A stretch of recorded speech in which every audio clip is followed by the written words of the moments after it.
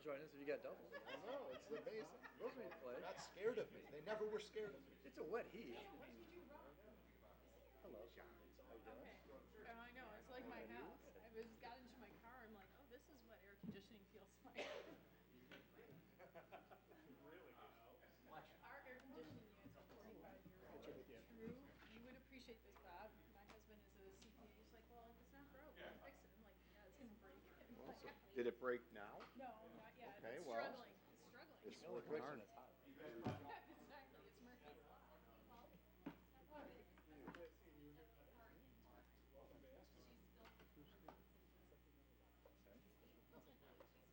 This one was. Jeez. Did you go to the test? I didn't see you. You didn't? Not happy with that. Oh. You had a good time? Yeah. Okay. Were you in town? Good, good. Well, you don't want to overdo it. You'll be back on your back again.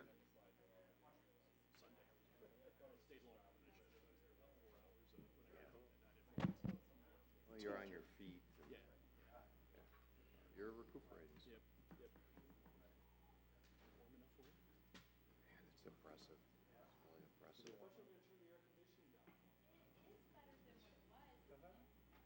Down means higher. Oh, no, it's nice and comfy. Gentlemen. The rest of the village is on brown now, but that's okay.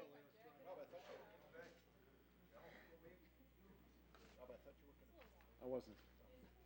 I got my 50 people in corporate governance class are not happy with me.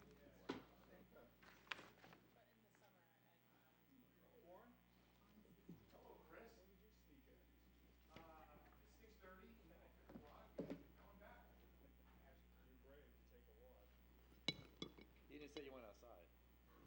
You could take a walk inside.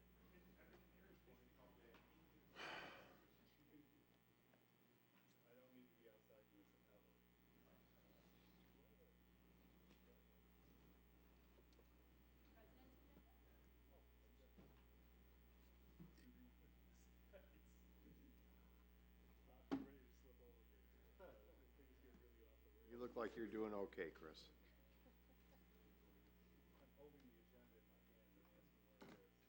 Slide in here.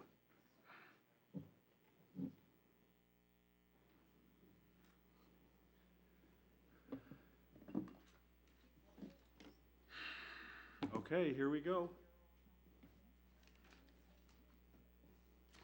Good evening, everyone. Welcome to the Winnetka Village Council regular meeting. I'd like to call the meeting to order and ask everybody to either mute or turn off your electronic devices. Check. And we will start with the Pledge of Allegiance, and I'll lead us this evening. I pledge allegiance to the flag of the United States of America and to the republic for which it stands, one nation, under God, indivisible, with liberty and justice for all. Thank you. Well, now we get to see how rusty Rob is here. Quorum check? Oh. I guess you're right. That was a trick question, by the way, Rob. Okay. Roll call, please. Trustee Apatow. Here. Trustee Mancini. Here. Trustee Dearborn. Here. Trustee Swerk. Trustee Dahlman. Here. President Ritz. I'm here. Okay, now you can check quorum, Rob. Certainly. Okay, July 12th and July 19th. John. Okay. Any conflicts? 12th, I'll be overseas. Okay. And 19th is good. Okay. Rob, do you have a thought on August yet? Not yet. The study session has been noticed as canceled. Study session's canceled. For August. That's been our tradition. Yep. But I don't yet have a full picture on the August meetings. So it's, The meetings for August would be the 2nd, the 9th, and the 16th. So the 9th is canceled. Yes, I won't be here the 2nd. the 2nd of August? Okay. Okay, thank you. All right, public comment. This is the time of the evening when anyone from the public can address Village Council on any item that is not on tonight's agenda. So I'll open up the microphone. Does anybody wish to speak? Hey, Scott. Gentlemen. Congratulations.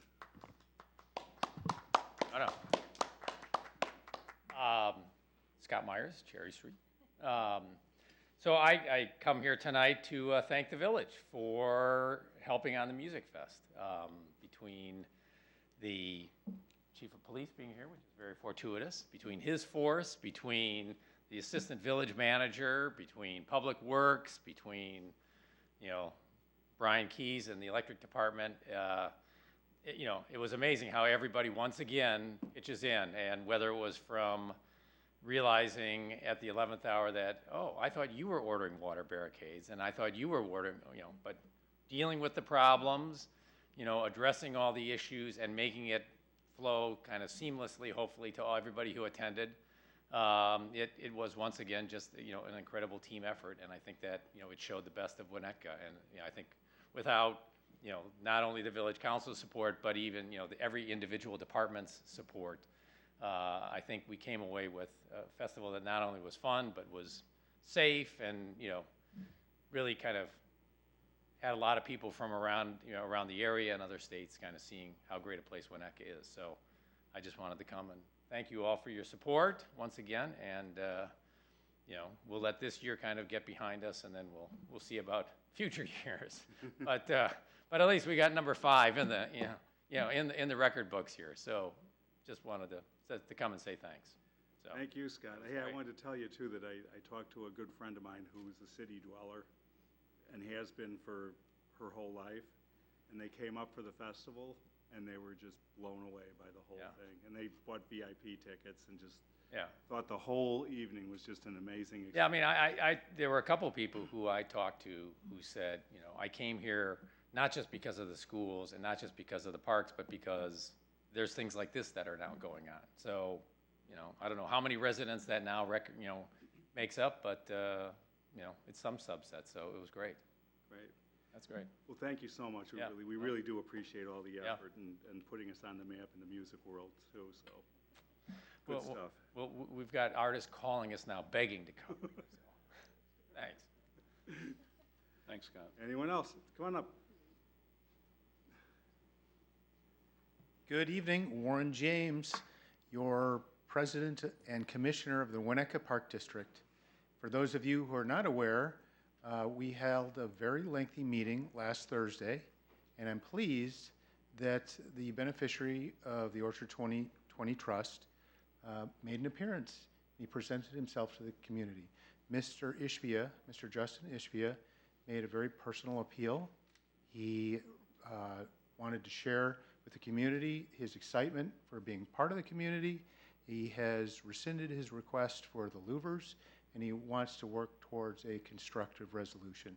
So I think that's very positive news. He listened, we listened, he heard, and we're moving forward. Our next, we have also established a workshop session Monday, July 18th, and then our next regularly scheduled board meeting will be on Thursday, July 21st. Anybody that has ideas, please do your homework. We have plans on the website. You can familiarize yourself. If you've got ideas, bring them to the 18th, and please come and participate on the 21st. Thank you. Awesome. Thanks, Warren.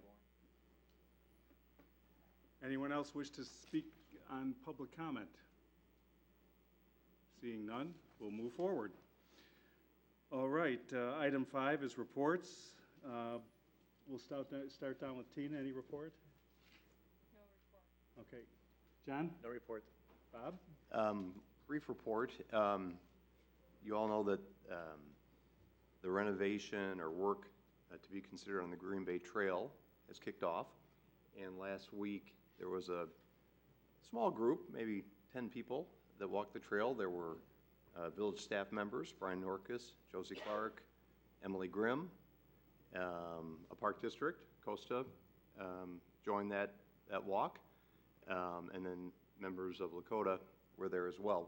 We started over by Indian Hill, walked a little bit south of there to where the trail starts for Winnetka, got in our car, drove up to the community house, walked that a little bit, and then went up to Scott Street, walked that. And, I think that the Lakota group has a good sense. Scott was there. And, their plan now is to reach out to constituents that use the trail. Certainly, Park District usage is high. And come back to us, hopefully, Chris, I don't know, by year end maybe, with a report of some sort, with some sort of prioritizing, scheduling, thoughts, and so on and so forth for us to consider. So I think it's a pretty exciting, fun project, and hopefully it develops well. Are there going to be public workshops for that too? I would assume so, yes. Right. Yes, Awesome. yeah. Deal. Tim? No report? Rob? Sure, Chris. I'd just like to thank Kristen for stepping up and doing a terrific job while Mr. Bayham was on vacation. But I thought she really stepped in, and we appreciate all the work you did and to keep this running without a hitch. So thank you.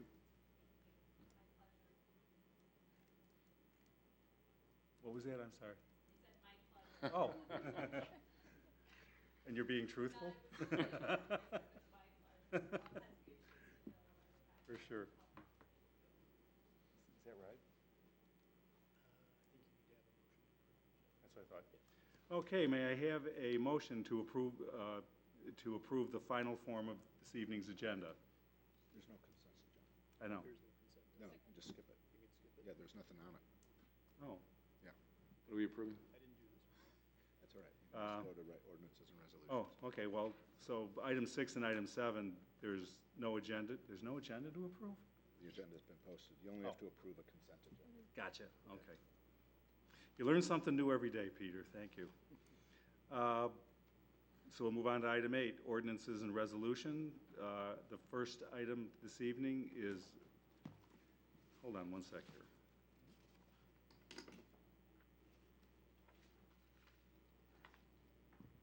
Can I ask a point of order? Sure.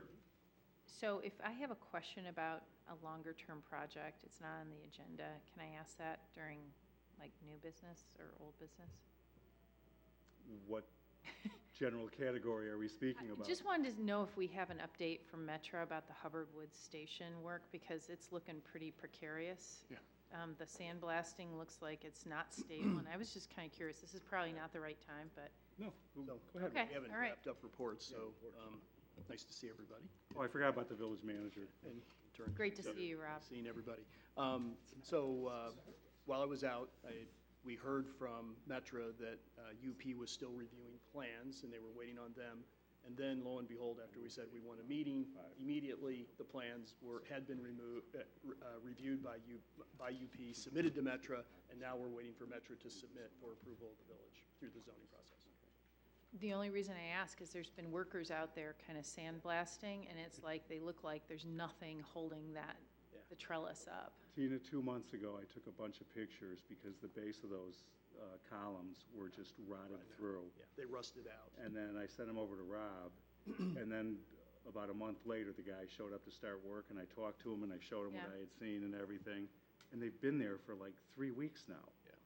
Yeah, I'm So just I don't know what worried the heck about the they're doing. structural integrity, and I don't know if maybe one of our, We can village follow up. engineering department or somebody can go out and take a look. We can 'cause- follow up and see how the work is going, Yeah, and make sure that they're following through on the temporary repairs until the actual renovation can. okay, Okay. thank you. Where are we at now? Uh, I'm at 8. Yep. Okay, it occurred to me that we have John and Warren here, and Chief is here too to talk about item B, which is resolution number R73-2022, which is the MOA with Winnetka Park District for the Cherry Street Beach Security Monitoring Agreement.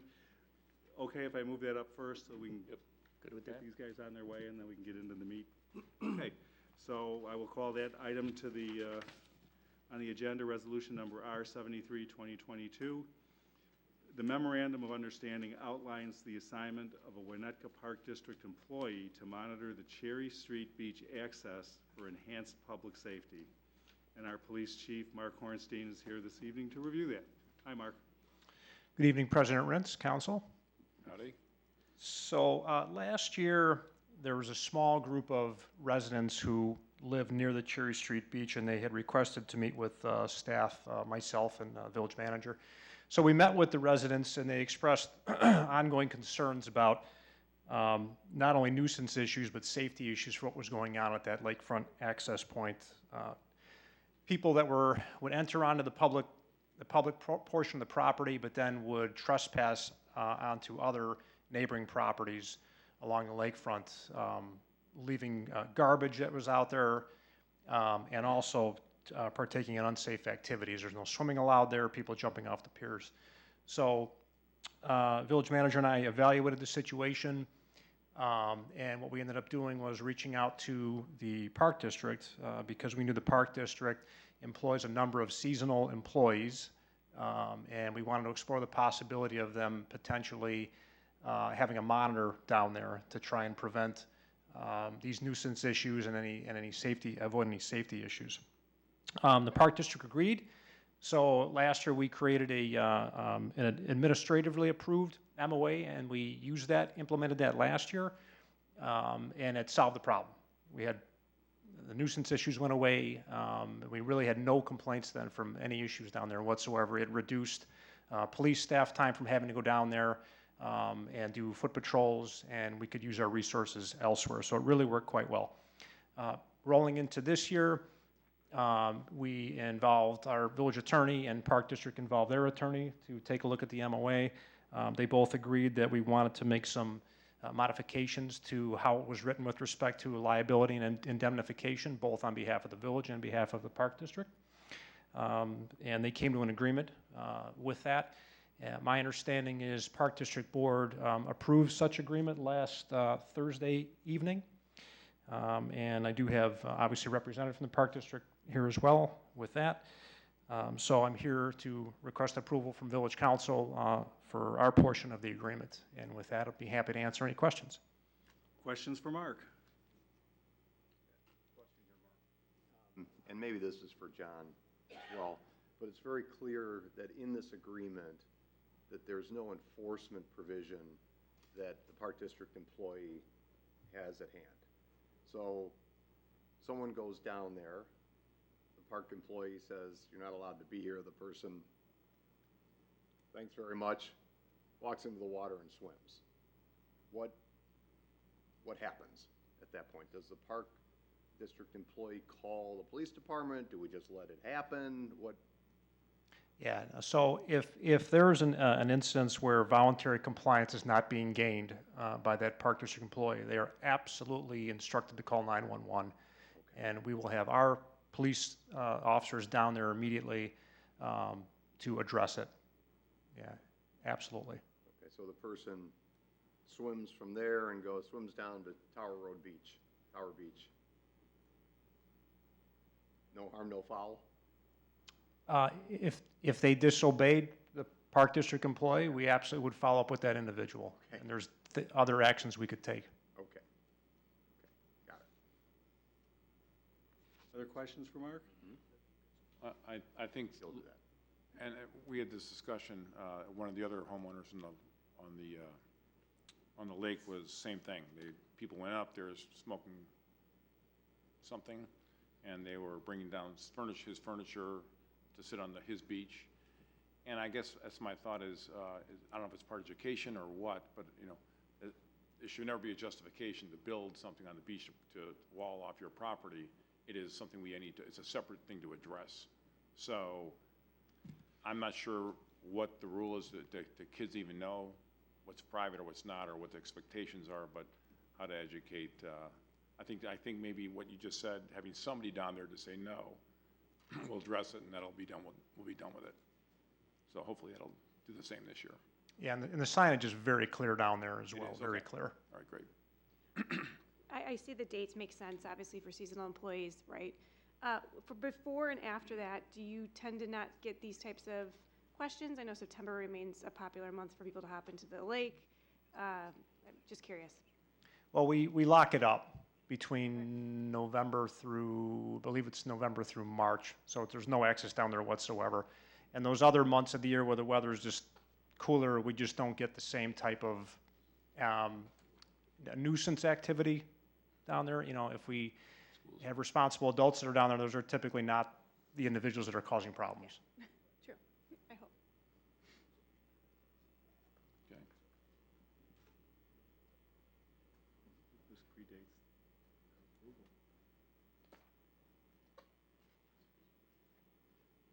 So it doesn't matter. Okay. Sorry. I'm actually saving us time, believe it or not. Other comments? Questions? I guess I just had a question. It sounded like the security team that the Park District hires to police during the closed hours starts at 8:30, but the park is open to 8:45. Does that just mean that they're not closing this access at 8:30? Or, They're closing it at 9 o'clock. They're locking the gate up. okay. I just So didn't know the wasn't difference it between 8:45? 8:30 and 8:45. They have to go They're- punch out at Tower, right? Yeah, so there's right, John, a 15-minute window for the employee to get from Cherry up to Tower, and then Selden goes down and locks it up at 9. Yep, okay. Gotcha. Others? John, do you want to add anything to the conversation? It's been great to work with Chief Ornstein, and to his credit, the teamwork was great last year, and I think it's going to be the same this year. We'll have capable beach attendants, so you know, we are trying to get to a point where the staff member is not put at risk as an individual, and all of them have been coached immediately call 911. So we think it'll be, you know, as successful as it was last year. So it's great working with Chief. Great. Awesome. We're excited. Thanks. Thank you. Okay, the only thing I'd like to add is this is just yet again another way that we're seeking to work with our taxing body partners to find ways that we can collaborate to make the community a little better and maybe save a few bucks in the process. So we really appreciate the cooperation, John and Warren. Thank you. All right. If there's no more comments or conversation, I'll ask for a motion to adopt resolution number R73, 2022. So moved. Second. Roll call vote. Trustee Mancini? Yes. Trustee Apatow? Yes. Trustee Dearborn? Yes. Trustee Swerk? Yes. Trustee Dahlman? Yes. That motion carries. Thank you. Okay, we'll move back to item A on the agenda, 8A, which is resolution number R71, 2022, Streetscape Phase 5 design, and this is up for adoption. Village staff is seeking approval to waive bidding and approve agreements with the Ciorba Group and Tesca Associates to design plans for the next phase of Streetscape project in 2023. And our Director of Engineering, Jim Bernal, is here to review.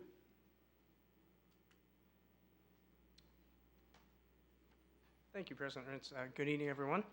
We've got a lot of engineering stuff tonight, so might as well start off with Streetscape. So before you this evening is the agenda item request to begin the design for Streetscape Phase 5, scheduled to begin in early of 2023. So similar to the previous phases of Streetscape, staff's desire is to begin as soon as possible to begin those designs and start preparing for what work activities are going to come.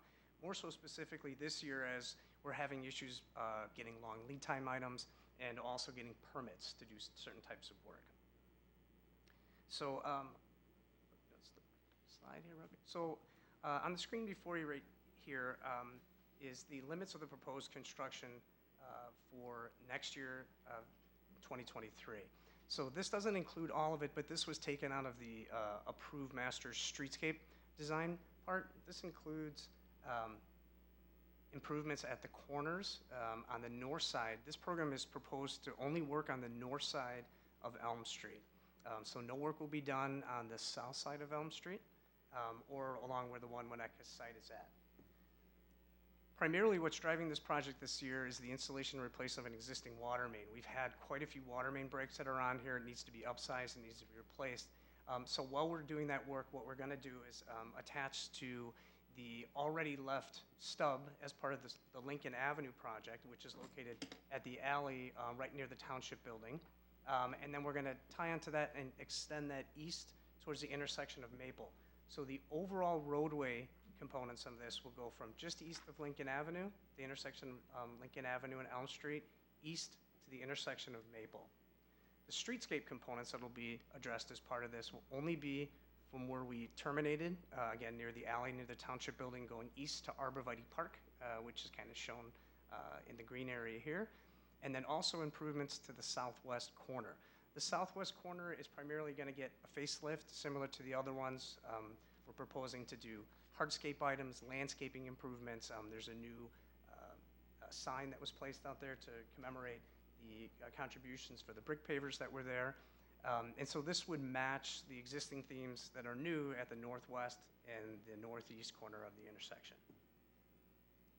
So as we progress with this design, staff anticipates working with the Park District team to discuss possible improvements at the Arborvitae Park.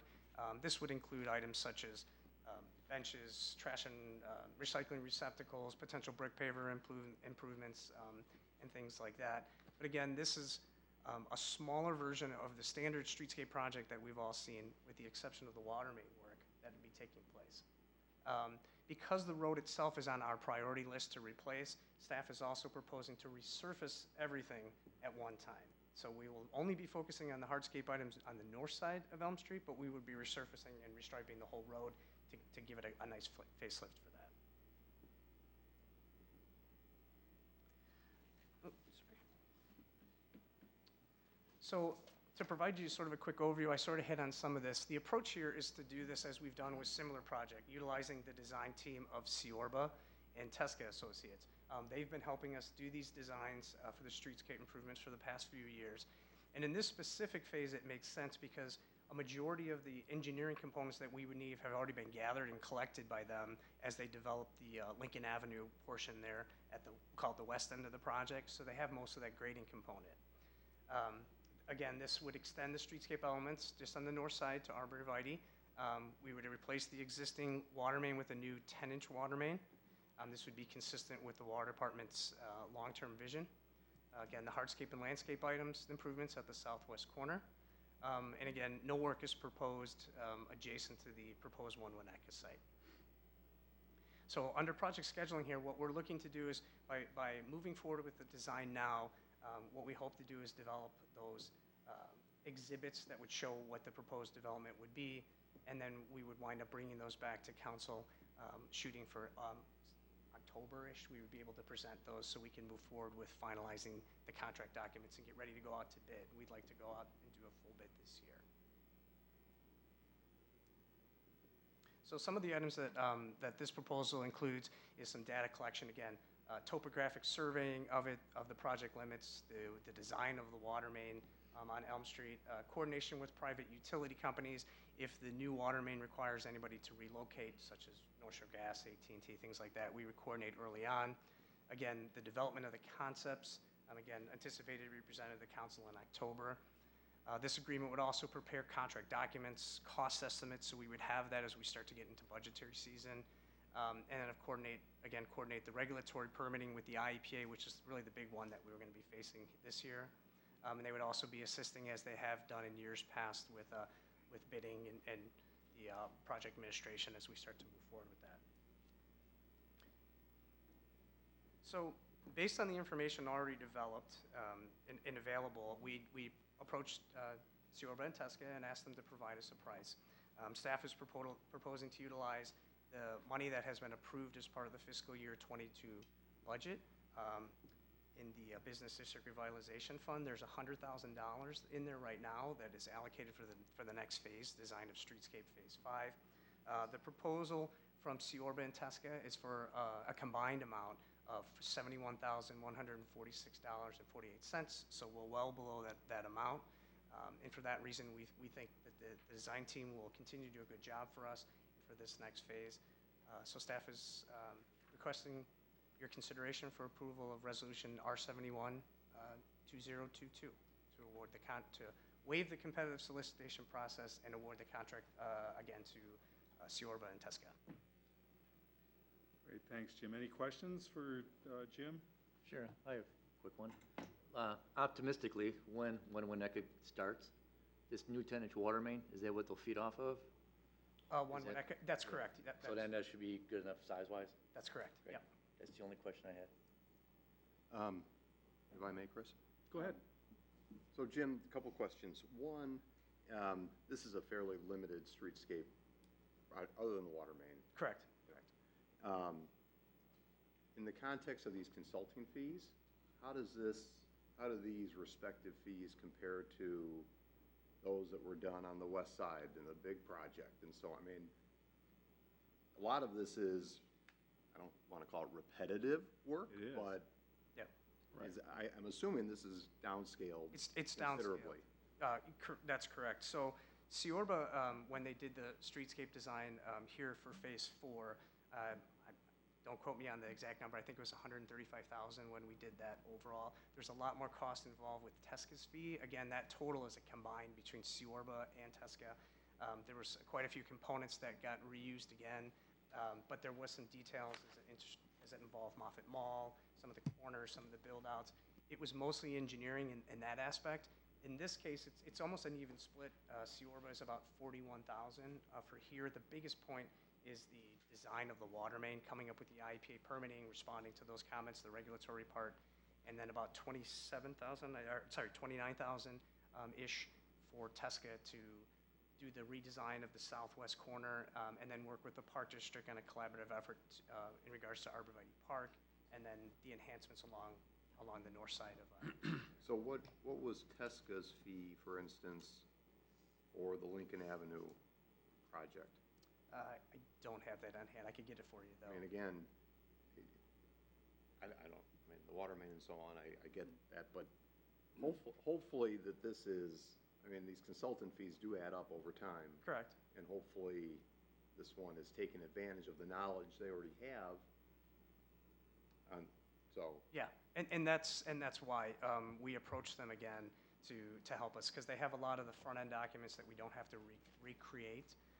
So putting the contract together becomes a little bit easier. So we were able to negotiate their hours down so that the $71,000 for the combined efforts of both is part of that negotiation. So if you went out to bid, you're pretty comfortable that because of our work with them in the past, that their bids would be far more competitive than a third party that we haven't worked with, I assume.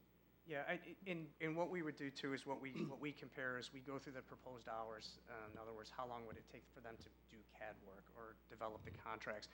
So we can evaluate that compared to somebody who's starting from scratch. Somebody who doesn't have that base information, it would take longer for them to develop. Right. So yes, in that case, there's a cost savings for us to utilize the information that we already have on hand. And Trustee Dearborn, when we originally started these streetscape projects, we went back to Ciorba because they had done the base engineering for the original project that was not advanced several years ago. So they had data in hand to lower the cost, so we didn't have to do that twice. I think that at this point, this is the last piece until, you know, the development project actually occurs. It probably wouldn't make sense to go out and bid it, given their knowledge and their expertise with it. Right. But, for example, if we move, or when we move to Hubbard Woods, that might be an opportune time to go out and look for a different engineering company, just to see what we could get. But I guess, Rob, if we laid out, if we did a little matrix of Tesca and Ciorba for all these, you know, stage 1, 2, 3, 4 now. Sure. We would see these fees coming down considerably on this one, I would. For this one, absolutely, I agree. Okay, just want to make sure. And my second question, Rob, this will be personal to you. Do we know the status of that water main, location, depth, encapsulated in concrete, like Lincoln Avenue? I mean, do we have a sense of this one versus the effort that went into Lincoln Avenue? Yeah, so not the same size or material, which was the critical component for replacing that one. This is more of a standard size that's undersized water main, so we're increasing it, and I don't want to speak for Brian Keys, who could address it as part of his system, but the goal is to increase it to provide the additional reliability and the capacity for conveyance to get water to the west side as quick as possible, so that's why he's upsizing those as well. But getting out, removing the other one was way more than we ever thought. Yes. It was going to be. This one, we think will be an easier lift. Yes, yes. There's greater separation between the two now. Yeah, based on what Director Keys had told me, that Lincoln Avenue water main hadn't really been touched too much. It hadn't failed, but it was getting pretty old, and we knew it was going to go. Right. The Maple one, we have been in there repairing it at least a few times. I don't recall, I don't recall how many times, but at least two, if I recall. Yeah, I want to say on Elm Street, I think Brian's teams, they've had 3 or 4 breaks over the past 6, 7 years on that one. And that's a key one for them to get for conveyance, minus the one that was on Lincoln. And my last comment is to my friend over here, Mr. Peterson. He's already improved Arborvita Park. There's not a lot to improve there anymore, John. A few dead bushes, but it looks pretty darn good. So I don't think that's going to be a big part of this project. We just want to link the two together. Of course. Are you gonna take over maintenance, Bob, on the park? I could mow that lawn. That's probably not an essential park for them. I'll second that. Andy might fight you for it. Andy would probably mow that lawn. But it looks terrific. I mean, the benches are new, the walkway is new, the garbage cans are new, it looks great. So, anyway, he knows I appreciate that. I was just going to second, Bob, before we go off on a different tangent, was the only thing I struggled with in this packet was understanding if we're not going to get a competitive bid, how are we going to understand that this is in our best interest? And I think, to Bob's point, laying out what the costs have been for similar projects of a larger scale would help us at least conceptualize what how much is it, 71,000 means for this project. If it's the same cost as Lincoln, if it's 2/3 the cost of Lincoln, I think it helps us at least wrap our brains around it a little better. Sure, and that's a good comment, and I think what we could do moving forward is when we have a sequential, if we have a situation where there's something sequential, we're utilizing the same consultant, we can kind of lay that out a little bit more to say, here was their hourly rate then, and what was involved, and kind of show the progression of it. Thanks. Yeah, And I think, Jim, didn't you say that the last one was like 140,000? that's correct. right, Streetscape so Phase 4 was. Do you have any kind of an idea on a proposed budget for this construction work? Any guess, or not yet? No, not off the top of our head yet. Because that's another thing, you would compare dollar for dollar on construction cost comparative to the actual fee. Yeah, I would anticipate that the streetscape components for the proposed Phase 5 is going to be substantially less than what we have. There'll be the extension of the Sternberg lights. There'll be, again, it's mostly gray work with a little bit of bump out as part of this phase, as showed on the exhibit that was there. And again, this is off the master service agreement. I would say there's probably more detail that's going to go in the southwest corner with some intricacy of some of the new commemorative sign and things like that. I see more landscaping components there than as you start to head a little bit farther east down here. So ideally, it's going to be around half the cost, but that's not knowing any numbers, but fee-wise, that's about right. But you're right, though, Trent, go ahead, Tina, sorry, Oh, please. yeah, I guess, I think what we're all struggling with, we know the engineering is gonna be costly or more costly. I guess, I'm looking at that, and outside of, Hometown, didn't they already do some of that work on the That's- bump out on the northeast? That's correct, yep. So we're talking about design fee for really, because you're excluding the southeast, you're really just talking about the little bump out design fee for Tesca for the, Yeah, let's see, for southwest? The southwest corner, and then as they start to progress down in the coordination for some proposal. I mean, I don't want to be flippant about this. Probably the most important thing, and I'm not going to defend this, but on the first phase, Tesca had very limited supervisory built into their contract at the request of staff at that time. Okay, Because the idea was is that we would monitor it Yeah. with our own people. Well, it turned out that they didn't have the same eye for the little detail things in the first phase, and a lot of things didn't work out as well as they should have on phase 1. So we added supervision, I weekly see. inspections and the like. So I'd say, just off the top of my head Yep. as a guess, I would say at least half of Tesca's money is on-site supervision. Okay. And after what we went through on phase 1, I think it's worth every penny they. oh, for sure, if you explain that as opposed to like the design concept. So that means some of this, so they're putting that in their fee for this, not the construction phase? Right. Okay. Got And it. they are still doing the north side from the Cleaners Alley to the east? Yeah, Okay. it's just, the design kind of. It seems simple, but Template because as you've been we- through it so many times. Right. It's been set, yeah, okay, thank you. Sure. It's just, it's hard for me just to understand scope of work. I mean, from this, that's all. I mean, to your point, Bob, and others. You know, when I'm collective, I'm not sure what their fee has been for the project. That's what I kind of look at. If we just let them bid it out as one versus piece by piece by piece, would have been more economical. Of course. One, and two, is if I'm not making somebody go out and bid the work, I usually expect a discount on, especially if it's their fourth, fifth project now. Right. And it just, if I break it down by hours, I'm not sure how much hourly work is really entailed in this. It just seems high to me still. Right, and there's a lot of additional requests that staff makes to both TESCA and Ciorba through the development that's not listed on here. There's a request for extra exhibits, attendance of meetings, things like that, that they have voluntarily taken on with that component. And at what point do we just discuss, are there any kind of learnings from the last few? I mean, I know we talked about planners and things that have been discussed. Any other things, when, is it this stage or is it some other, at a later stage? Probably when they come back with the design. Okay, And then we can kind of combine the conversations and Okay. modifications we need to make. got it. So I guess, what's been asked, I believe, not that we're gonna approve this, we'll approve this, of course, but it'd be nice to come back with some kind of matrix, because all these consultant fees do start to go through your head, and they all do a good job and so on, but we need some way to say, you know what, that's a reasonable fee. Sure. For this, and so maybe you can come back with that, Jim. Sure. The post, We can do that. comment. Sure. Others? Anybody from the public like to speak on this? Mike, you got anything you want to say? Okay.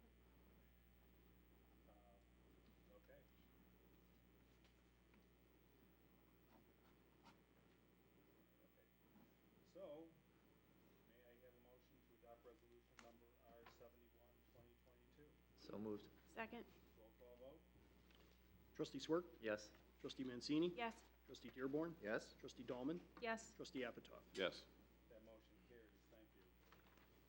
Okay, next is resolution number R 74, 2022. Award contract, North of Willow Road Stormwater Project for adoption. Village staff is recommending awarding a contract for the construction of the North of Willow Stormwater Project to John DeNeo Brothers Incorporated. Director of Engineering, Jim Bernal, and Finance Director, Tim Sloth, are here to review. Thank you, President Rentz. Tonight, the village is at a major milestone in its goal to provide a critical, long-term, permanent solution to the management of stormwater in Winnetka. And I'm pleased tonight to present to you the first contract of many. With me this evening, as President Rentz noted, is the Finance Director, Tim Sloth, who's going to be talking a little bit more in detail about the stormwater budget. Also here tonight, we have Mike Waldron from Strand & Associates. Mike was the lead in the design of this project as it progressed along, and I think most of you are pretty familiar with Mike. He's made a few presentations here as we've progressed along. So to highlight this accomplishment, I'd like to touch base a little bit on some of the key milestones that have led the village to the event that we are here tonight.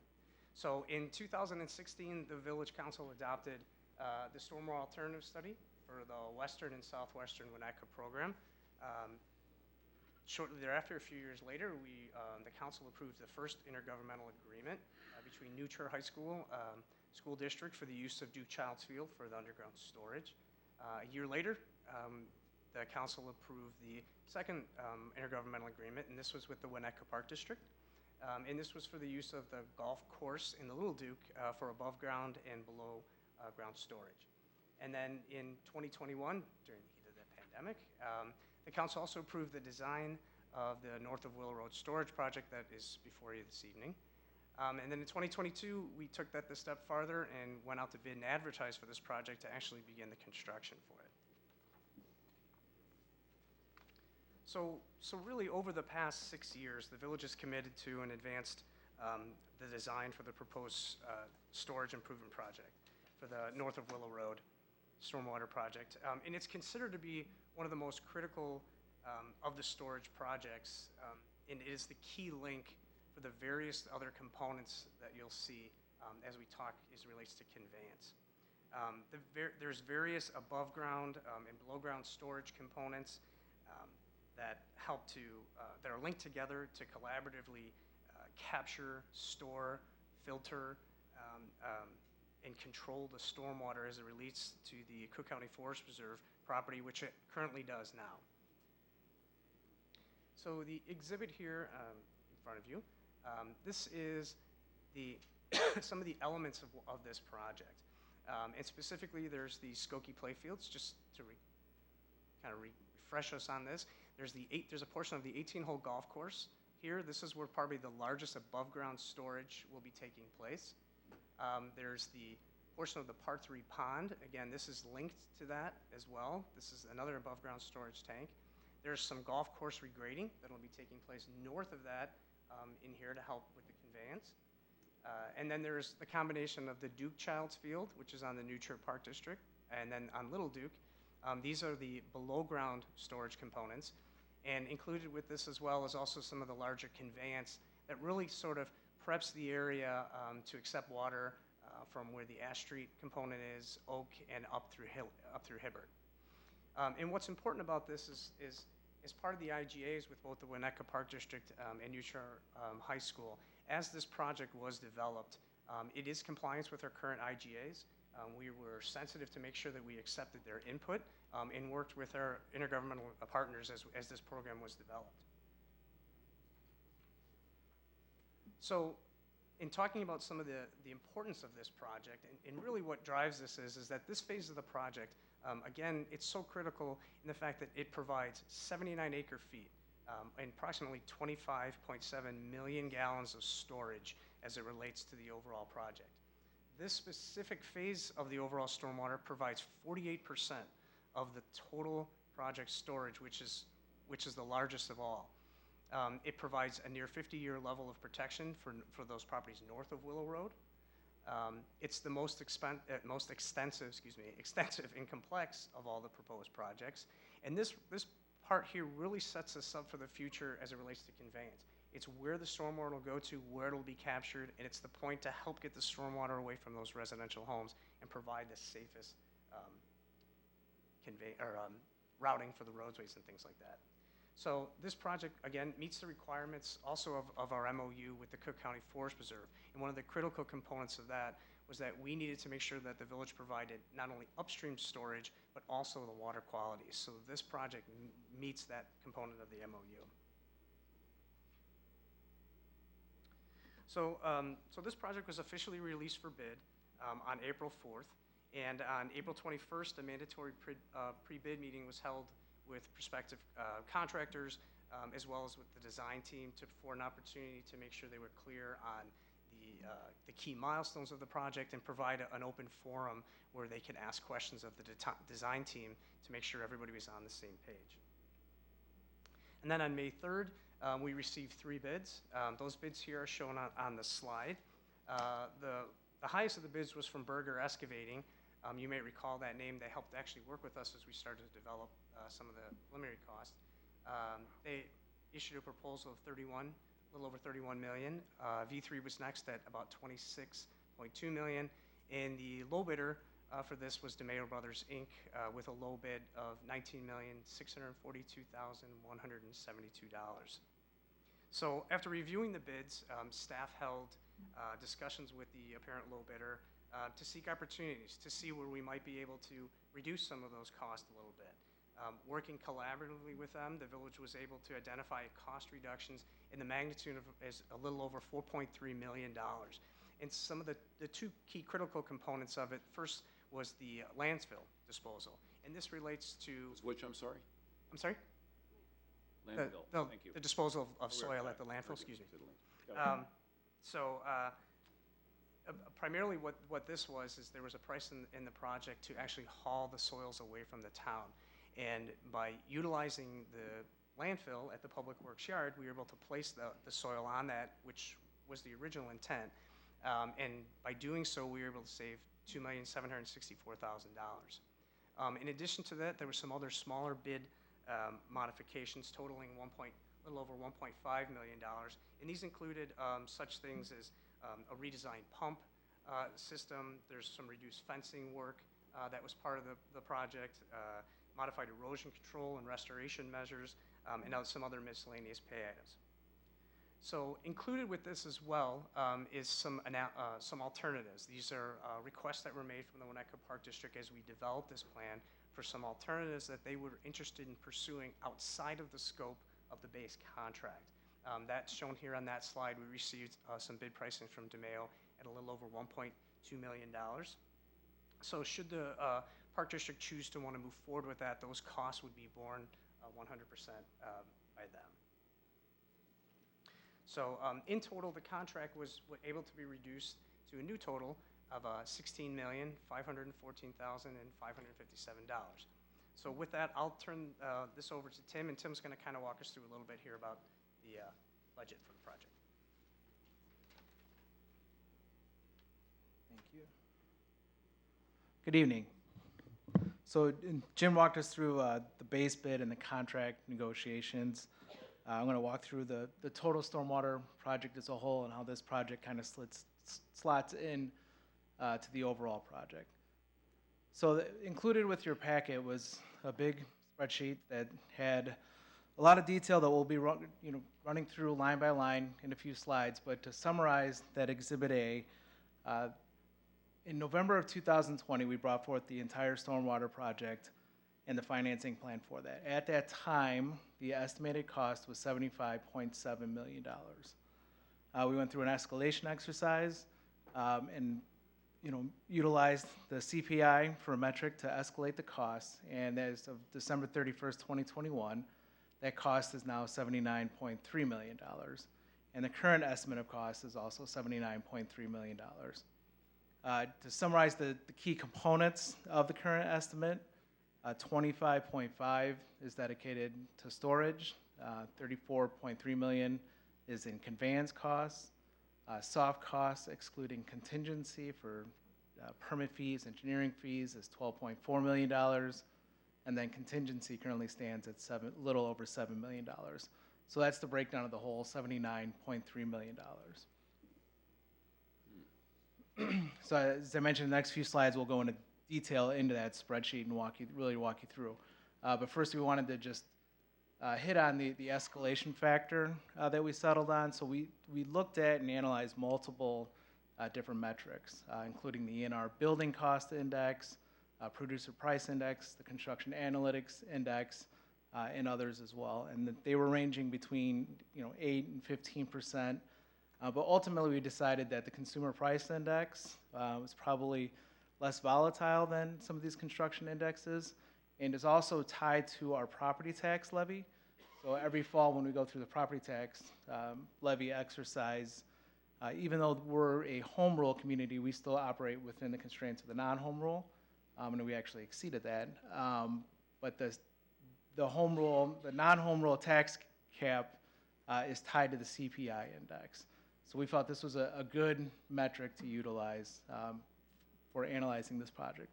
So the CPI as of December 31st, 2021 is 7%.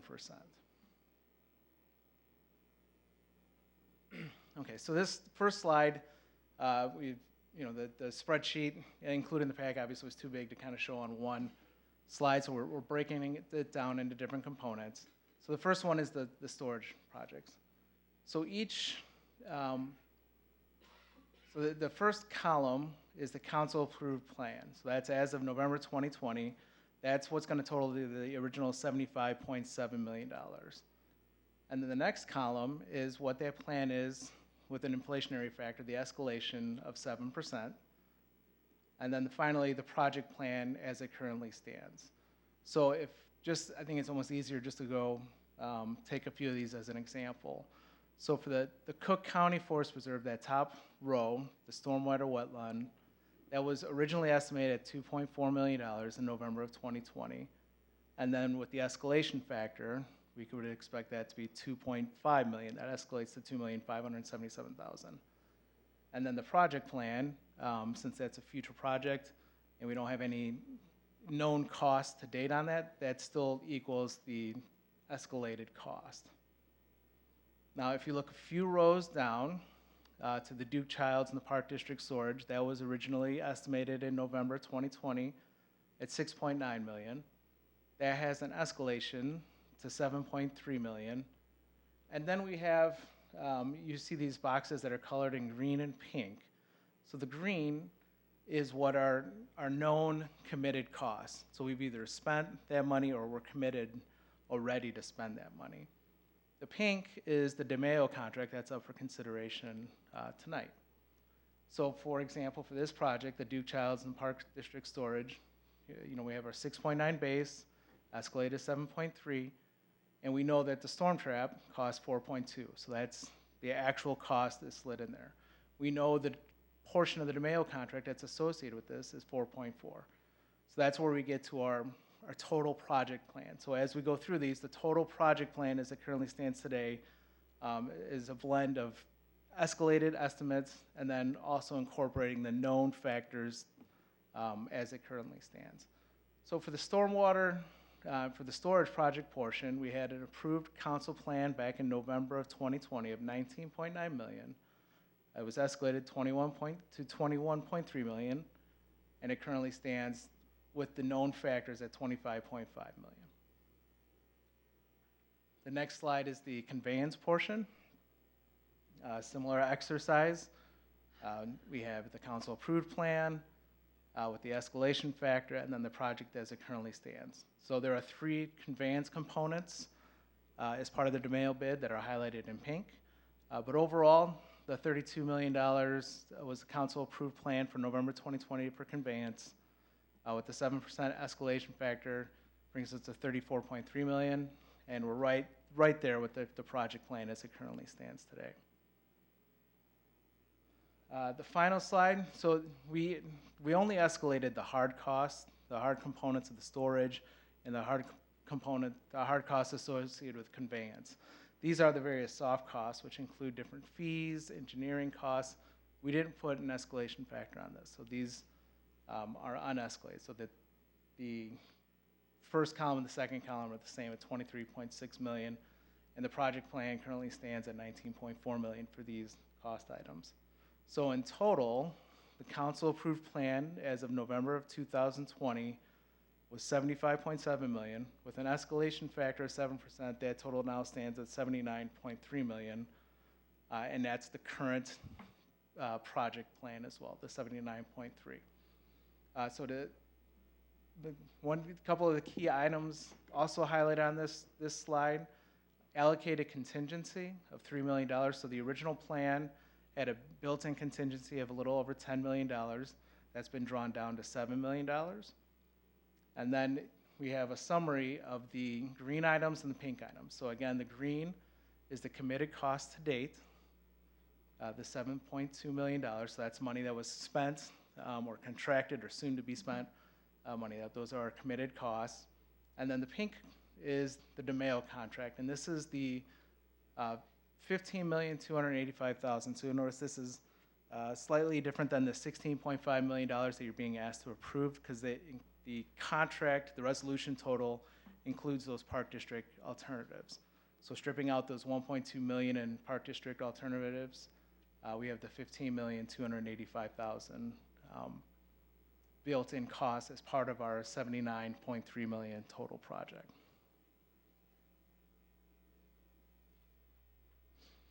Sources of funding. So we've cobbled together numerous sources of funding, including several grant opportunities, including the awarded Illinois Capital Grant through the DCEO of $16 million, federal ARPA funds of $1,875,000, an MWRD grant of $500,000. So in total grant funding, we have $18,375,000. And then the remainder of the funding is provided by a $426,000 contribution from the Winnetka Park District, which is part of the IGA process, and then an allocation of $3.4 million of accumulated reserves in the Stormwater Fund. And finally, the final slice of looking at this financially is what's our budget capacity. So in last fall, we put together the budget for the Stormwater Fund, and we estimated in this fiscal year we would spend $19.3 million That was our capital budget for the stormwater fund. Assuming this project is approved and everything, goes according to plan, we would project that we'd have spending for 2022 of about $17 million, with a remaining budget of $2.2 million in this fiscal year. So I will turn it back to Jim for the final recommendation. Thanks, Tim. So, back to the request. So, based on the importance of the project to the village, and of course, as Tim indicated, the village's sound financial planning, staff is asking council to consider adopting Resolution R74, 2022, approving a contract for the north of Willow Road stormwater storage project with the Mayo Brothers in an amount not to exceed $16,514,557.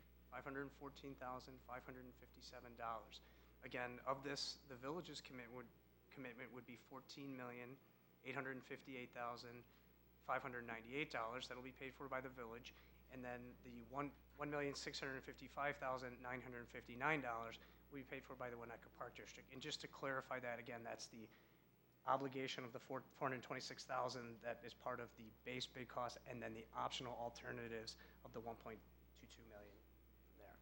So to make sure that we can keep the contractor informed, we've worked with the Park District, and we're asking that they give the village by the end of July some kind of direction on the approval of those alternatives so we can let the contractor aware. So with that, I'd be happy to answer any questions that you might have. Any questions for Jim and/or Tim? Yeah, great. Sorry, go ahead. Great presentation. Pretty much two simple questions. The storm trap cost, is that in DeMayo or is that paid separately? That's in DeMayo's cost. That is paid separately. We've already purchased those. You've already purchased them, okay. That's the $4.2 million that Tim had on the one side. Okay. Yep. And then on the pumps, is there any emergency power on that? What happens when power's out? They would be run by alternative generators if need be on it. Okay. Is that something you might have or will have to get? We have those actually in store. These pumps that we're talking about for some of the redesign stuff is not required for the emergency. This is really more of the conveyance and the transfer of water from the storage to the golf course facility and things like that. But as those two basins fill up, yep. Once it gets up, it will start pumping in a storm. That's correct. That's the Ashland pump station. That one, we have an emergency hookup system to that. Good. Thanks. We'll stay over on this side. Any questions? Yeah, a great presentation. Couple questions. DeMayo, your materials indicated they're highly qualified. There was a $6 million, roughly difference between B3, who obviously has a lot of experience doing this sort of Correct. stuff. Can you talk a little bit about DeMayo's experience and why they're just as qualified? Sure. And Mike from Strandis here, they did some of the research stuff on it. I can say that we reached out to both Berger and to V3 to determine why the large discrepancy. Right. And the information, and tell me if I'm missing something on this, is that really honestly it's based on their availability for workload. Okay. Some of them have a lot of work and they're committed, and so they throw a higher number out. If they get it, they find a way to try to make it work. No, we use V3 a lot, so that Yeah. explains it. DeMayo Brothers was very attentive as we went through the bidding process. They asked a lot of very good questions. They were very open to working with staff.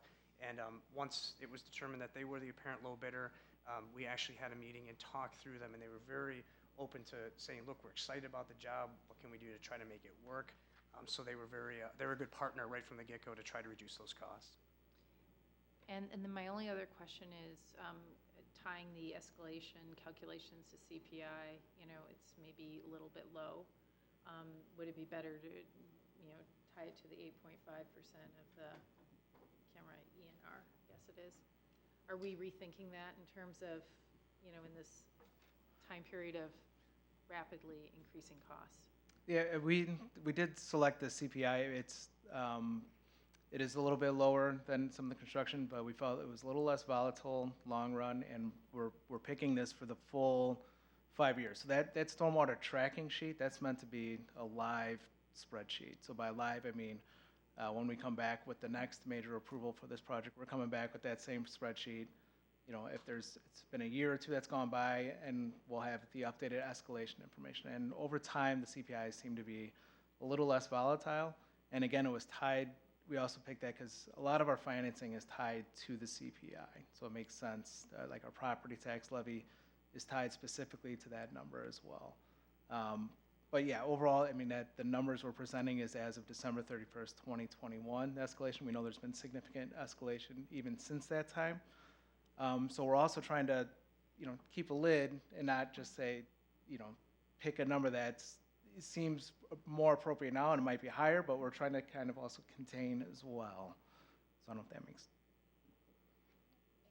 Yeah, Tina, the one thing that, there was a lot of conversation on this before, and I felt it was important to find a rate that was legitimate, but was aggressive, because we want to keep the pressure on the project to make sure that we're designing it efficiently, that we're bidding it efficiently, and that we're not getting sloppy and lazy and just letting the costs rise because we had a big escalation in it. So, I mean, look, if the escalation turns out to be 10%, we only figured 7, there's two things we can do. We either dig into contingency a little bit, or we have a conversation down at that table and decide whether or not we want to revise the budget. I'm really hard pressed to want to revise this budget. I think we can stay within our means and hold good to the original commitments we made to the community back in 2017 and keep on track with those original numbers and be responsible up here to make sure we hit it. Go ahead. I think it also adds a component of value engineering as being part of your management practice and trying to instill discipline throughout the beginning through the end of the project. So we know there's going to be changes, but we have to be mindful as to what they are on the taxpayer going forward. But always looking for ways to economize and what we can possibly take out of the project and still keep it viable. Sure. Bob, you want to dig in? I would like to, yes. And great presentation.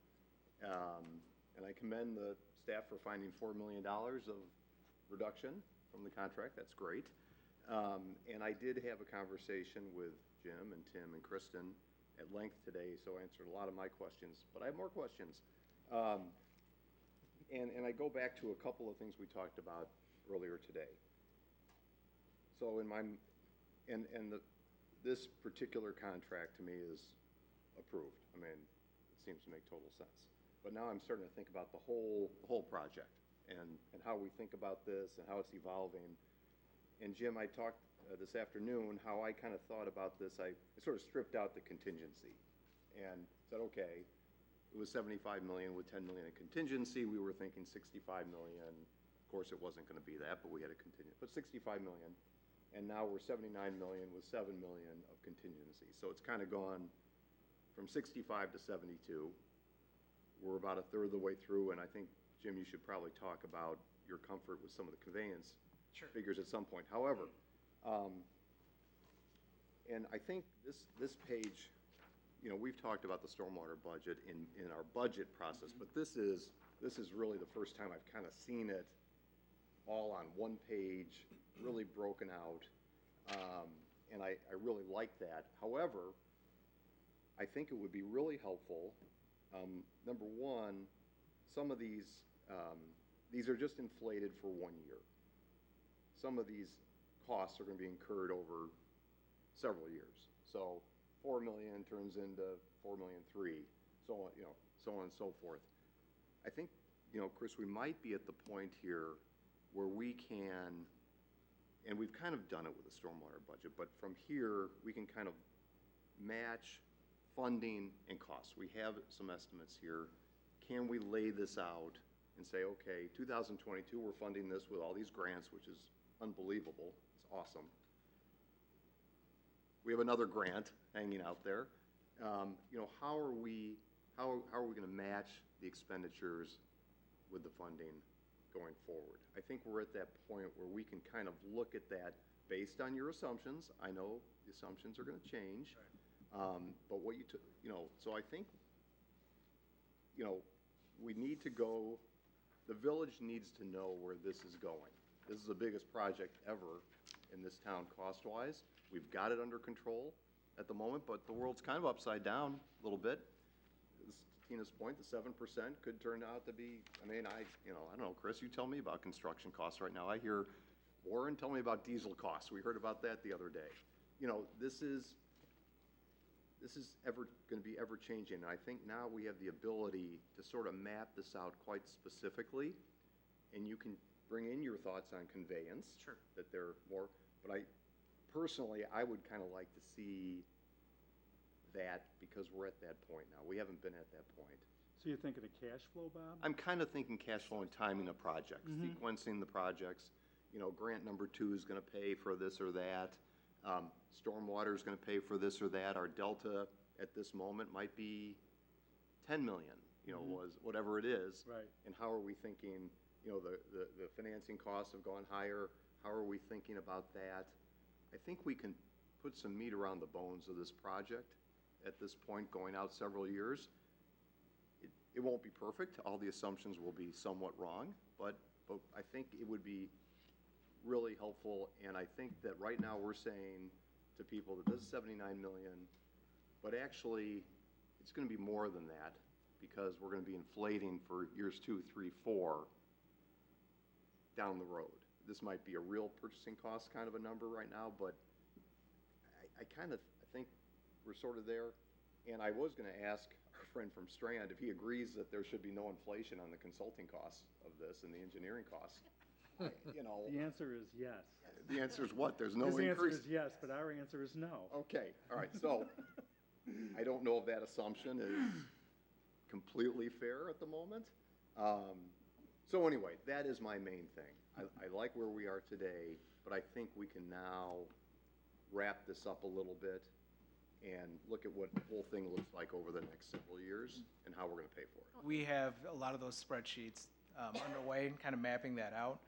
We've had provided that as part of the budget process as well, but as you know, these projects are now coming together now. They're being grouped a little bit differently and everything. So we are right where you're saying, tying specific funding sources to specific portions of the project. So that starts with, those sources of funds that we identified tonight for this project, that next tranche of grants that we'll be going through, tying out what those projects go to. So we'll be developing those projects. But can you do that for us now? Can you put together a spreadsheet like this that goes out over the next number of years to Yes. completion of the project? I mean, I need some is that time off unfair? this summer, Bob.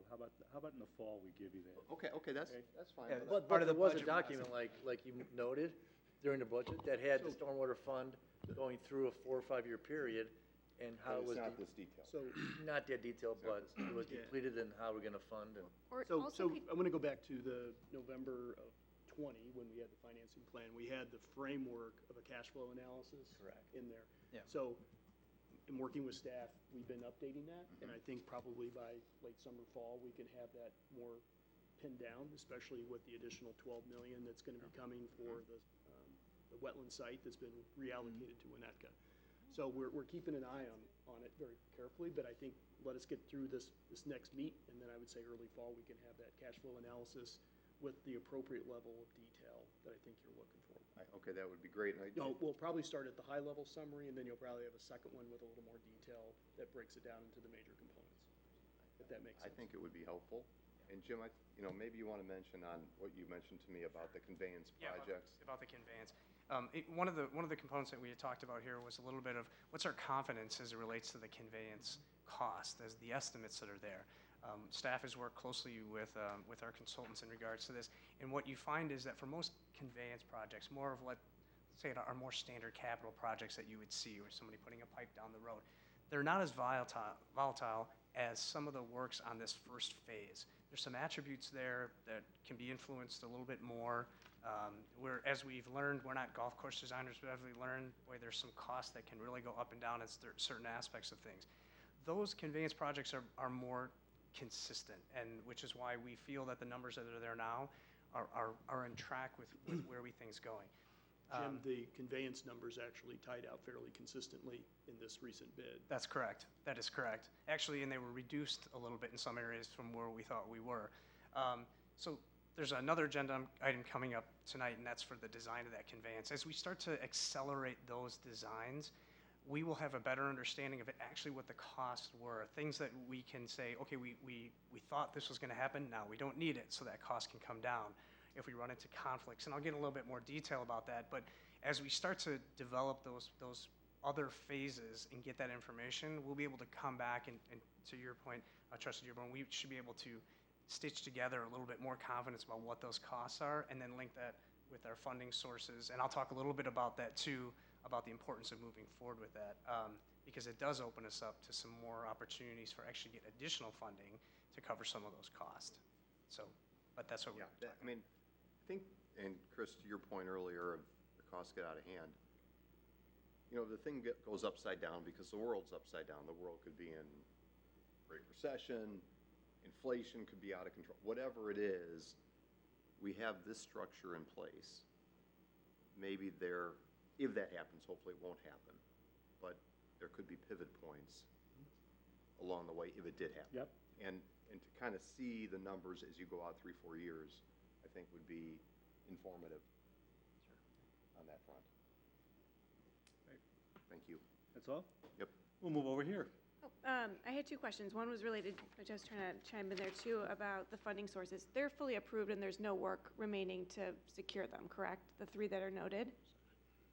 So the $16 million is still with the DCO. It's been approved and released to the DCO, and we're finalizing the actual grant application package. So it's a little slow in the state to get the final application approved, but we can move forward with the project, and it's a reimbursable grant, so you get reimbursed as you spend.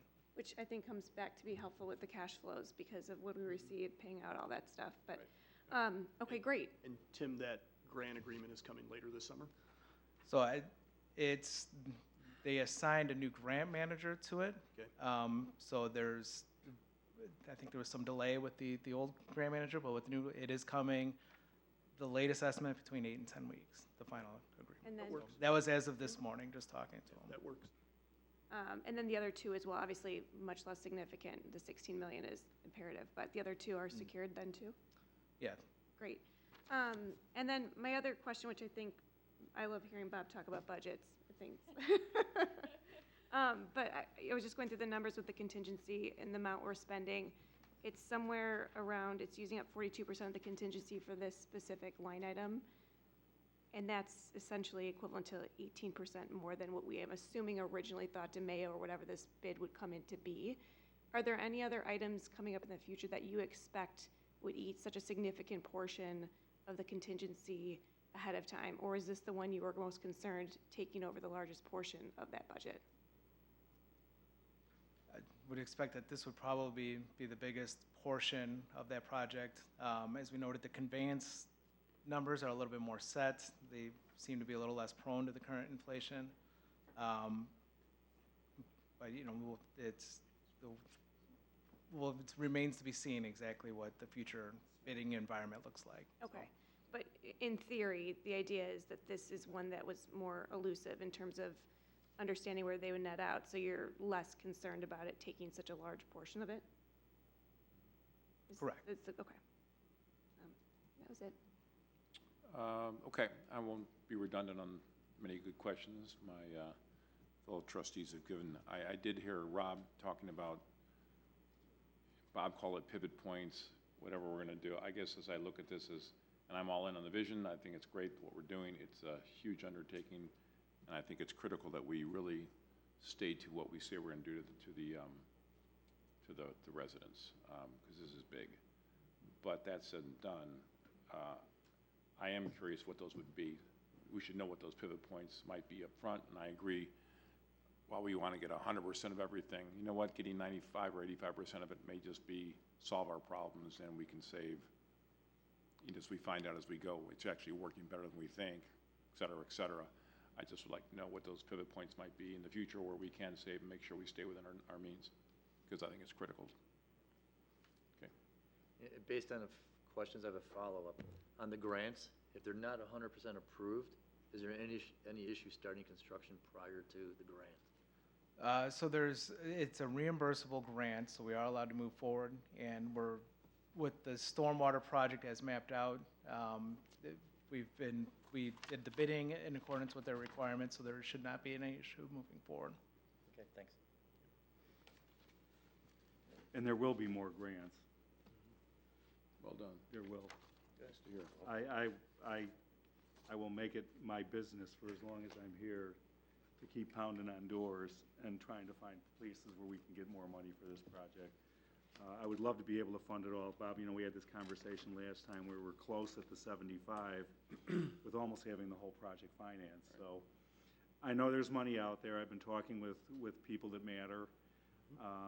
And as we'll talk in a little bit, the whole issue that I've learned in going out and seeking grants is shovel-ready is what seems to punch everybody's ticket. But I think we'll be in a good position to chase those two. Go ahead. That's great. By the way, it's great to hear, Chris. Yeah.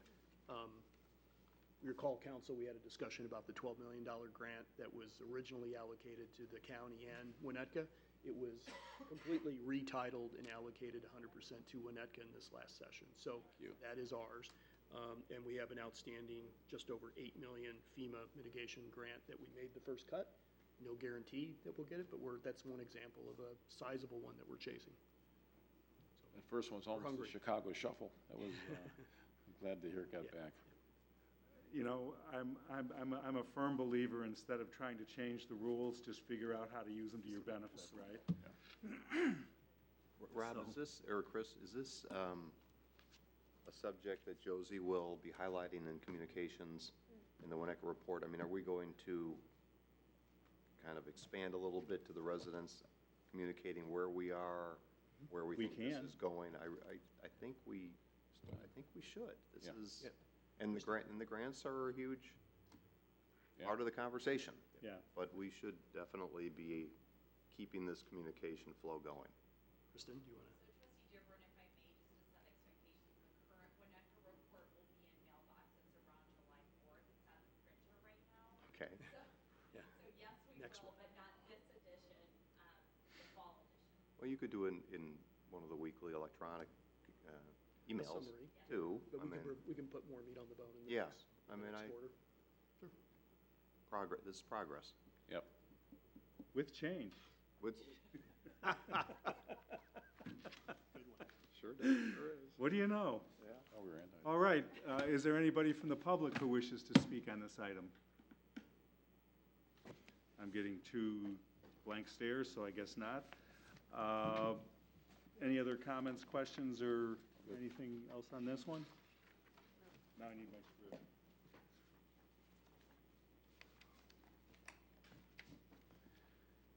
All right, so we're talking about resolution number R74-2022. May I have a motion to adopt resolution number R74-2022? so move. Second. Roll call vote? Trustee Dearborn. Yes. Trustee Swerk. Yes. Trustee Dahlman. Yes. Trustee Apatow. Yes. Trustee Mancini. Yes. That motion carries. And we move forward.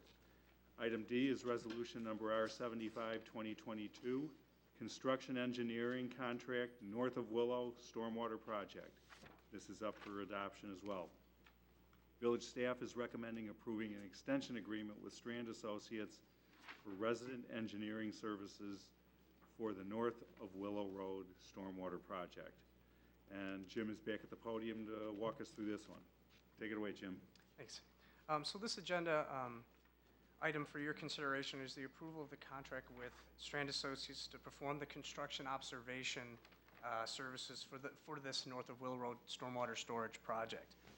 Due to the size and the complexity of the project and the limited engineering staff that we have at this time, we instead wanted to reach out and work with a qualified professional consulting firm to assist us with overseeing and manage that. This is very common for larger projects. So this phase of the stormwater project includes the coordination of many activities and the achievement of those key milestones to make sure that the project stays on task and we meet those critical steps along the way. Because Strand was so intricately involved with the design up to this point and those critical details, the village reached out to Strand and asked them to provide us a proposal including an outline of their team that they would provide to us for consideration to manage this project.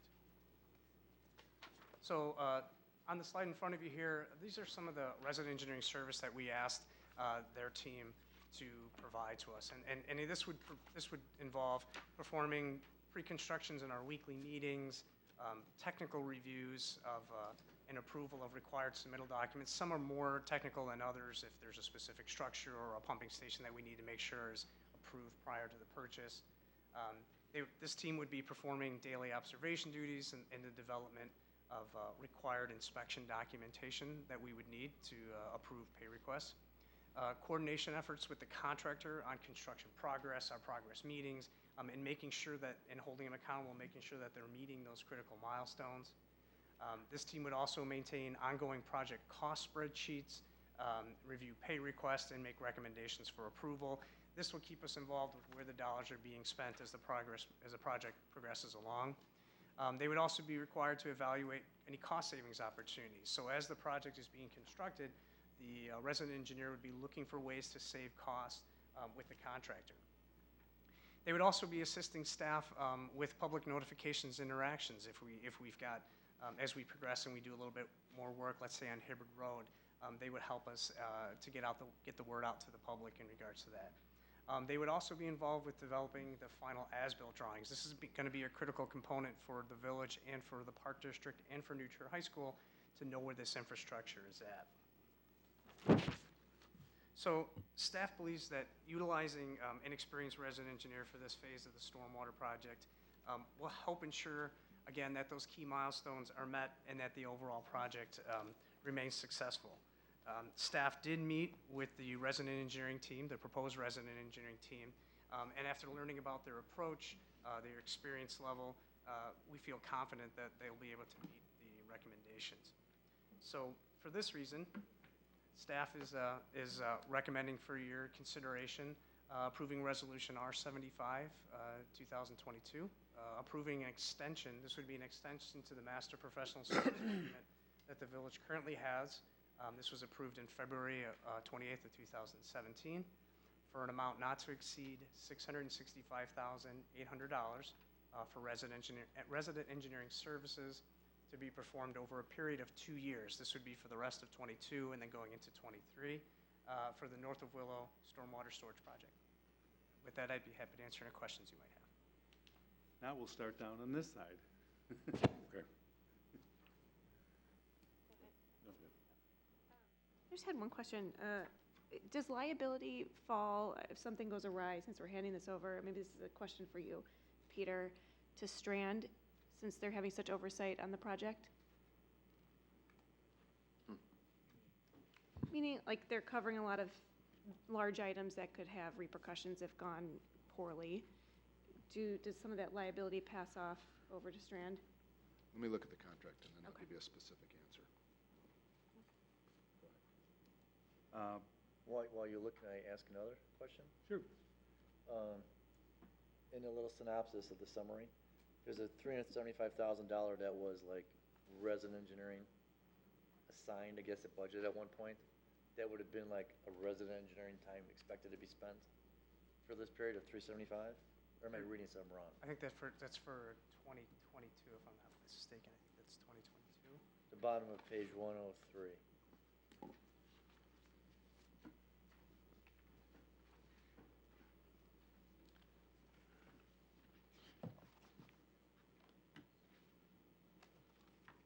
What page was that, John?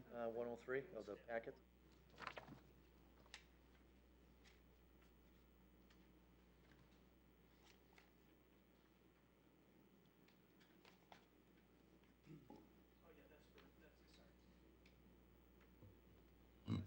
That's for resident engineering service that was allocated for those activities to be performed in 2022. Since this work will be performed over a couple years, what you're awarding is for the 2-year period, but there's dollars in the approved budget now to cover the portion of the work that would be done in 2022. Okay. Yeah, because I just look at it, again, not that we're bidding things out. If my math was about right, it's about 4% of the contract. That just seemed a little high. I'm just throwing it out there. And then what you're kind of overlapping on, which is kind of what Kim was bringing up, is I know typically there's construction administration of architects, engineers, and all that. Right. But there's also a city engineer that's looking at stuff and bringing up questions. So I guess, is there another set of eyes, or when something does go haywire, who makes the final decision, how it gets fixed, and the dollars associated with it? That's a little different. Sure. So, so typically when you're developing contracts for design engineering costs or for resident engineering costs, a standard, let's call it non-complex project, typically is about 6% for design costs and between 3 and 5% for resident engineering, depending on the complexity. In this specific case, there's a lot of moving components. This is a complex job. There's a lot of coordination and oversight that has to take place. So the proposal point of 4% seems appropriate based on the overall cost. Staff reviewed this actually with Strand, and we made comments on it, and their costs were refined based on that. Typically in a job of this magnitude, I would expect to see something a little bit higher. So I think the price that we're receiving for this over the 2-year period, I mean, it's a committed price for 2 years, is appropriate for the work that's taking place. Okay. How about the conflict issue of So it's not right, Sure. contractor fights with the engineer? Yeah. And then normally a lot of times the city would have input, but yet he's the city kind of in that point. Correct. So one of the benefits of actually having the consultant perform the RE is that there's an issue. Mike is actually part of the RE team. So as part of the design, they have input right away at no cost to us, and village staff would review any kind of conflicts that comes up. When you have an outside consultant, then there's times when you're trying to pull people back. This is all covered underneath those costs as it relates to that. That's why Mike is part of that team. And not uncustomary to this type of project? No, it's standard. It's typical if you have, I'm trying to think of what's a different, like a, let's say like a sanitary sewer waste station. The team that typically designs it typically REs it because there's so many moving components as it relates to managing what happens when and the intricacies of how a system is put together. This is a similar type of a circumstance. All right, thanks. Yep. So in answer to the question, this is an extension of the professional services agreement that we entered into with Strand in 2017. That professional service agreement has all of the standard indemnification provisions the village usually gets. Yep. Anything else, Kim? No, that was all I had for this one. Rob, you want to jump in? Okay. You okay? I agree with John, hit my comments right on the money. Okay. And we'll move over here, Bob.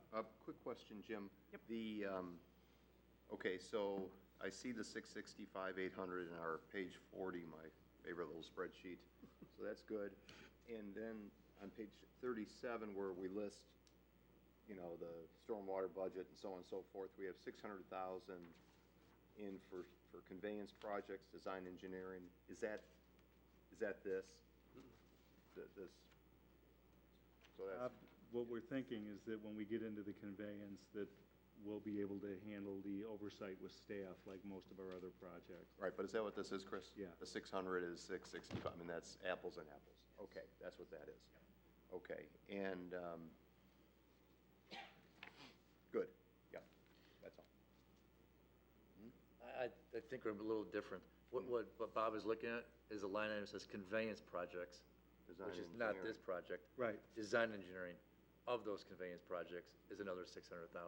Correct. What he's doing today, what we're looking at right now, is construction administration services. It's there. It's Is it- field admin. It's construction. There it is, right there. 665. Yeah. There you go. There it is. Okay. Okay, so this, thank you, John. Yep, okay, good. Thank you. All right. Okay. All Yep. right. Great. Tina, you got anything? No. Wow. Anybody from the public? All one of you, would you like to speak on this item? Okay, so we'll move forward. Any other comments on this? Hearing none, may I have a motion to adopt resolution number R75, 2022? So moved. Second? Roll call vote? Trustee Mancini, Yes. trustee Swerk, Yes. trustee Dearborn, Yes? trustee Apitoff, Yes. trustee Dolman. Yes. I forgot to mention. You can mention it after you declare Okay, the vote is passed, or, what do I say? Approved. Motion carries, okay. Mike, it occurred to me that in your document for the RE work, that there were no billing rates included. And since it's a not-to-exceed contract, which means if you do less work than contemplated, or the project goes faster and we cut it off sooner, that we save that money. But I don't know how Tim can review invoices from Strand if it's based on an hourly billing rate, if we don't have the rates. So I think I got a sheet here. Did that come from you? Correct, yep. So what I'd like to at least propose for everybody here at the table, that we include the exhibit with the billing rates on it, so that we have that available as well. So, great. Might those billing rates be in the original contract? I assume they've changed, but I don't know. So the spreadsheet that you're referring to didn't have those individual rates called out. You could have divided the total by the hours, but the one that President Rintz is noting is a updated one that has all those rates, and that would go in the contract So, to hold us to those rates. That's easy enough to include in the. Do we have to amend then, or pass another motion? No, okay. No, I think we're good. I'll just make sure this one's in there before I sign it, so we'll be good there. Okay. Last item on this evening's agenda, item 8E, resolution number R78, 2022, stormwater engineering contract for conveyance. Village staff is recommending approving an extension agreement with the Strand Associates, I feel like a broken record here, for the design of the conveyance improvements for the stormwater project. And Jim is back at the podium to walk us through this one. Thank you, President Rintz. So this sort of pulls it all together here. So now we're going to be talking a little bit about, for this agenda item, this is about designing the remaining conveyance projects, and which is what I was talking about a little bit previously here. So to begin construction in the projected years for the west and southwest Winnetka Stormwater Management conveyance projects, the village will need to begin designing and permitting these next phases of the stormwater construction now. The engineering designs for these projects are currently at the advanced level. We've had some communication components which helped us develop those costs that you see in front of you. But there's still a significant level of engineering design work that still needs to take place to be completed for us to be able to get the permits that we need and also seek grant funding. That's that additional funding source that's readily available now. And of course, prepare our bidding documents so we know how to phase this out. So because the proposed conveyance projects include and are tied into those critical components that we talked about as part of the North of Willow Road storage project,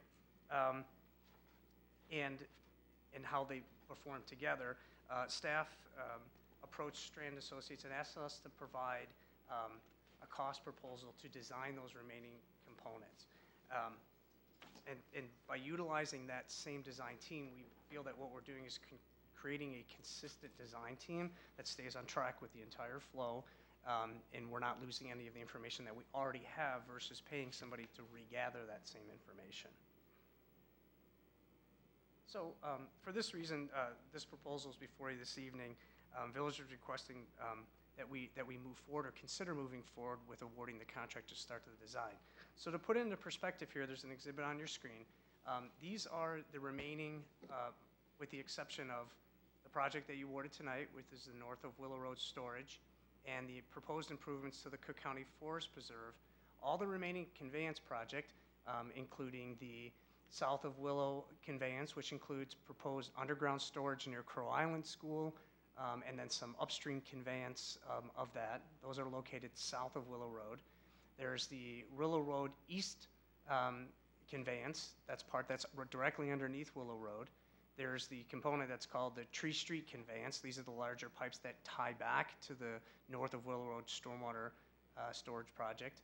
The Hibbard Road North conveyance, this is a combination of some work on Oak and advancement on Hibbard.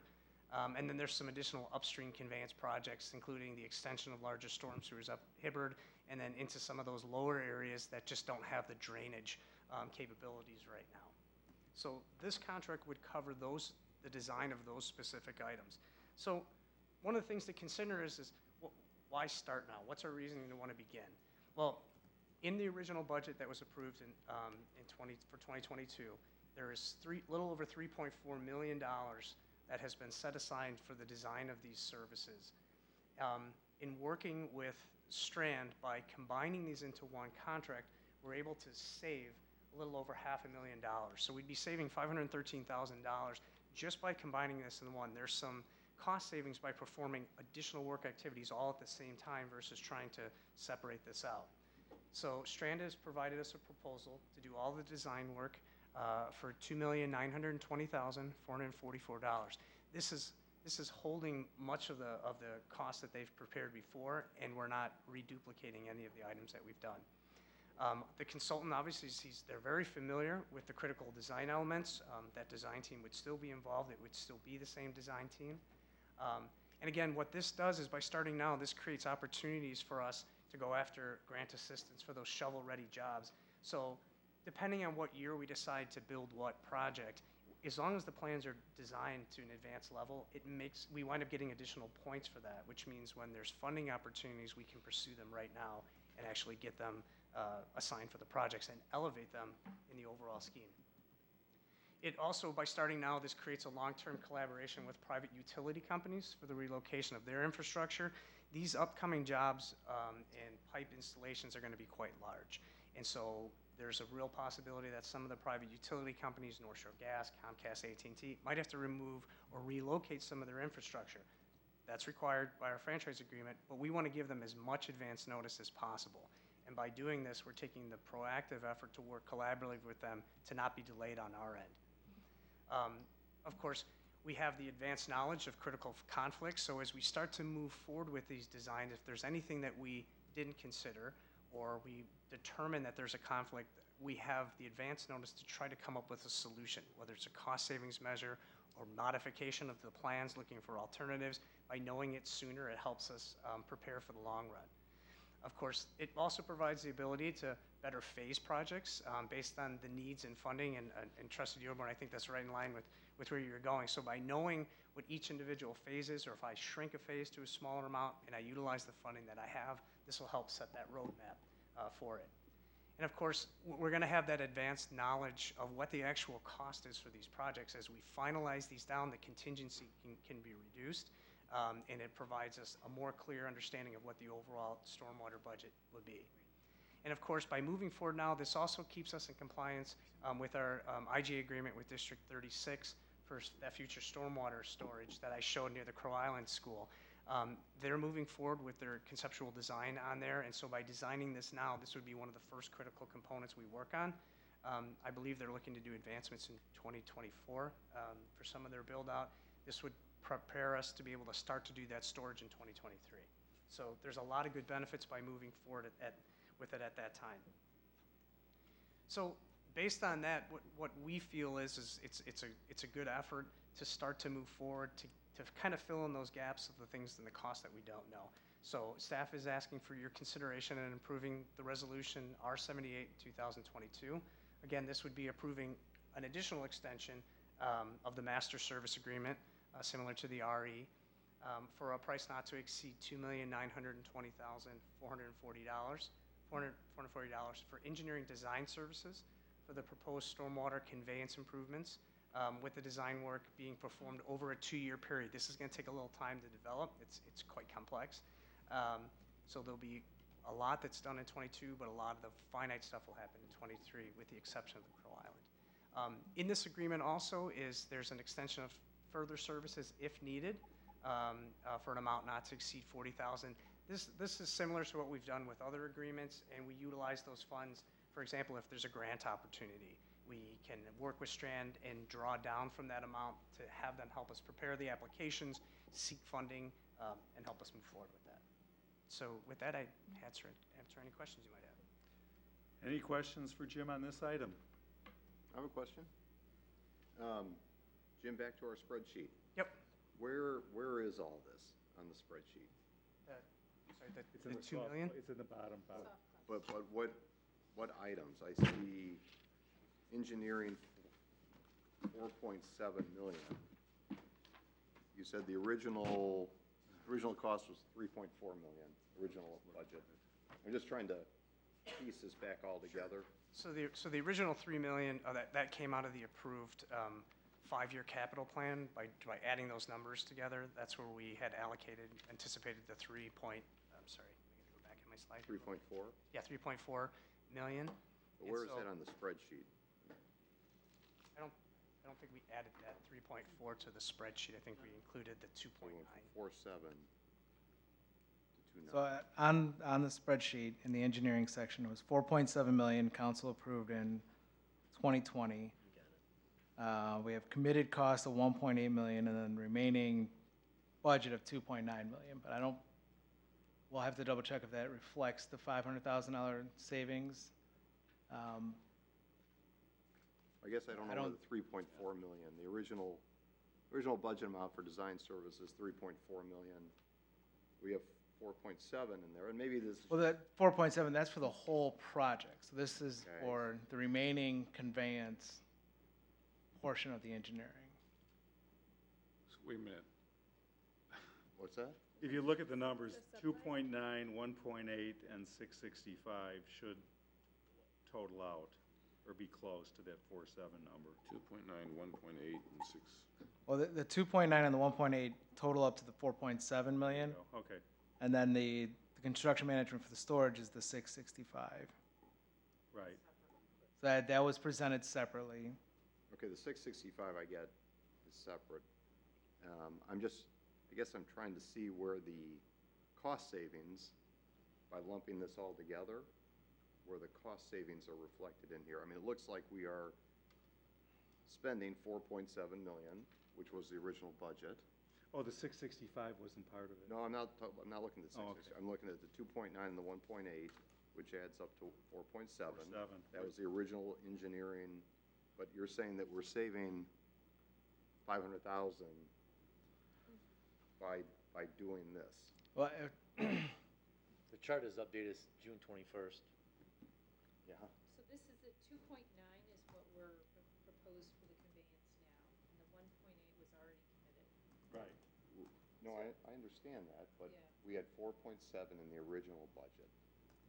yeah, What I'm hearing here is that we're saving 500,000 by doing this all together at one time. But we're not seeing it. And I don't see it. We're not seeing I don't see it. So that's what that's all. So you can figure out where that is, I would think. That's exactly, we'd let. Or it would have been 513,000 Right, more the possibly. 500,000 Or it could have been more. 500,000 Depends more. how you want to, I don't see it that what way. they find out, right? Yeah, I don't know. 500,000 less. What's the answer, guys? Yeah, so I don't want to speak for the finance, but as part of the capital budget that was approved in 2020. I can't hear you, I'm sorry. Oh, sorry. Part of the fiscal year 2022 budget that was approved, this is a combination of, on the capital, where it calls out for designs, or for design services for the rest of the conveyance that was not already committed. That's where the total of the 3.43 million comes from. And then what we did was we worked backwards from that and combined them all, instead of doing them in 2022, 2023, 24, and 25, which had the dollars in there. We can pull that together for you so that you can see that it's just not expressed on And this is a pretty big contract. This is a pretty substantial contract. it. It is. Yeah. It And is. so I think we should approve it, but we should understand, if we're saving $500,000, maybe. Sure. Understood. Maybe it's not here. Good find. And then what was the other thing I had on this? So going back to the stormwater budget, we're gonna spend 600,000 of this in 2022. That's correct. Is that correct? That's correct. Okay. We end up, and Chris, you might know the answer on this. We end up right now spending $17 million. Our budget's $19,300,000 that we budgeted for this year. Are we gonna spend the extra $2 million, or is that this year? That's government math. I don't understand that part of it. So impact on budget, unless there is a mitigation project that I haven't heard about since I've been out, I would say that we should be carrying $2 million into the next year. $2 million in the next year. Okay, so this is it for 2022. Yeah. And that's it for stormwater. And Okay.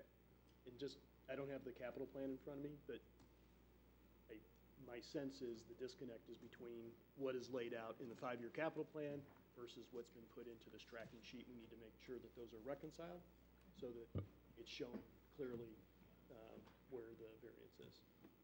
Okay? So there's a little, There's a little homework. there's a yet to little do. follow-up Yes, to and we'll this follow up with whole that. conversation. We'll follow, yep. Yep. Good. Thanks, Jim. The capital plan has generally been what staff uses to plan and look at cash flows and impacts of expenditures in a given year. We just have to make sure that that baseline document ties out to every other analysis that we're using. Well, you know, we love the idea of the cost savings. We saw the 4 million cost savings. Right. That was very clear in here.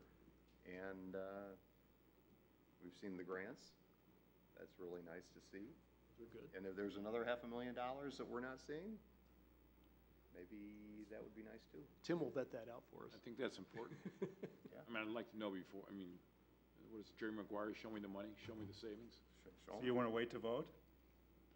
I just would like to know if it's. Well, I don't think this impacts the contract. Right. I think this is, it's either the savings aren't being reflected or the savings aren't there. I mean, Based from the beginning, you're right. I mean, Yeah. looking at these numbers, it doesn't yeah, make I mean, sense to so me either, the Bob. contract's the contract. Yeah, Strand's not gonna take 500,000 off. They're not? Why not? It just. He speaks of what he knows. Right, I right. mean, there's, Well, it is not an insignificant amount of money. but there's a lot of engineering. I mean, if you look It at is. that map and think Yes. about how many existing facilities, I mean, I mean, unlike I was thinking in my mind, you know, streetscape, we did in phases, we're bidding it in phases. This is an integrated project that needs to be designed at the same time. And so I think there's a lot of efficiencies by doing it this way. And Totally agree. And the other point that Jim brought up is that there's been a number of grant opportunities that we can't apply for that don't have the engineering already done. So it's a worthwhile I agree investment. with that logic, but, And yeah. especially with the timeline of Crow Island, we want to be able to get that south of Willow, the storage and the conveyance designed so that we're in compliance with the IGA, working with our intergovernmental partners to get this done. But I'll make sure, working with Tim and Jim, to get this reported to you, either on a weekly basis, to vet out whether that savings is there or whether it was just more of a capital planning exercise. Okay? And I agree, that's a lot of engineering to do. So as you do you started talking about, Jim, talk about phases. Mhm. So will the documents be set up in phases of like Ash Street or Cherry, so that when we decide, or the future councils, yeah, we're gonna do the next, I know, certainly you're gonna work More, down and work uphill. more like zones almost. Yeah, like uphill too. Yeah, okay, now we're ready, let's go bid this one out. So you have them all separated to begin with, and that sounds like that's part of what he's doing. That's what we're going to do, with the exception of the Crow Island and that storage project, which is going to, for the most part, be a standalone project. Good. All the other conveyance components, we can, as they're designed, they'll be designed as a master design, and we can determine, based on our funding capabilities or impacts to the neighborhoods, and whatever parameters we're going to use to, we can choose those borders and prepare that document based on that. Next big question, I think, you mentioned conflicts possible with like NICOR. If there is a conflict with the NICOR, Oh, good who luck. pays to move the NICOR? NICOR. You sure? Yes. No, Because you're a municipality? you are wrong. Is it only because you're a municipality? Wilmette just ended up litigating forever with NICOR, and it was ugly. I'm lowering a gas line on a Is project. there some good precedent there? I'm telling you about a gas line that I know about, that they don't move gas lines for free, ever. 30-foot driveway, lowering a gas line, $92,000. Mm-hmm, So, yeah. talk about budget problems, that could be, we won't know that until you do your engineering, I'm assuming. And the problem when you're working with NICOR now is that you aren't dealing with local people anymore. You're dealing with the Southern Company.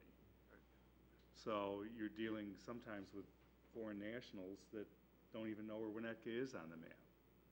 I mean, the decision makers are no longer out in Aurora anymore.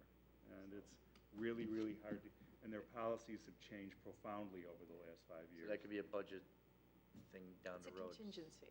Yeah. It's a big one, though. We may need some more. Okay. And then my last thing is those rates that we just put on the last contract, you might want to add to this then too, because it's also a not to exceed. Right. Okay. Well, that's a good point. Wondering, this is more, I guess, a question of Robin. What happens once this is designed out and the phases or zones are set? Are they coming back to us to explain or to propose which ones happen first and what order, so then we can have discussion? Okay. Yep, not only will that tie out to the cash flow analysis, but the capital plan. And we'll make sure that we have the funding in place before we undertake a project. But definitely, it'll be broken out in a logical sequence that will make sense. Typically, what you've seen so far, where we're designing where the water goes first, so there's a place for it to go to, then you start to build the component pieces in the right sequence, with Crow Island being the next big one. And Rob, on that capital plan, when we are doing these conveyance projects, I'm assuming we're we're resurfacing the road. We're also repairing water main, if that's part of that road component. Do as much as you can while it's ripped up. Burying undergrounding electrical lines and the Well, like. I was thinking about this as I was driving up Sheridan Road and in Kenilworth, where they had that really nice redesign of Sheridan, but now they're cutting it all up again. I'm trying to understand why they're doing that, but anyway.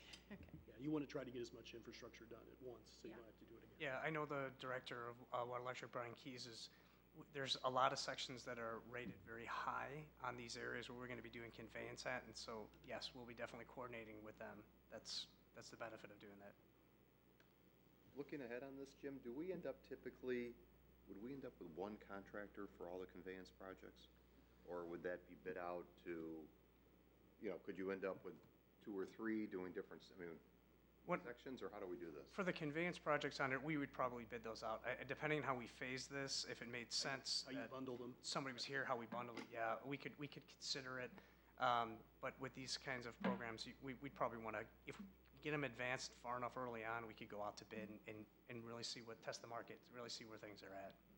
And once you have a successful bidder, kind of like we did on streetscapes, there could be unit costs, right, that might travel to the next project if we see fit. It could, the council could consider that if they wanted to. Because again, they're just working the same company does make life easier for everybody. As long as the numbers are good. And they did a Right. good job, right, of course. Exactly. Yes, Right. right.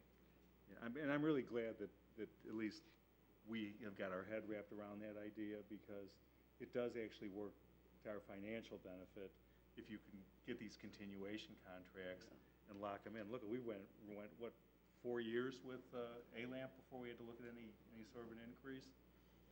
And who knows, we may fall in love with DeMayo at the end of this thing too, and might. I hope so.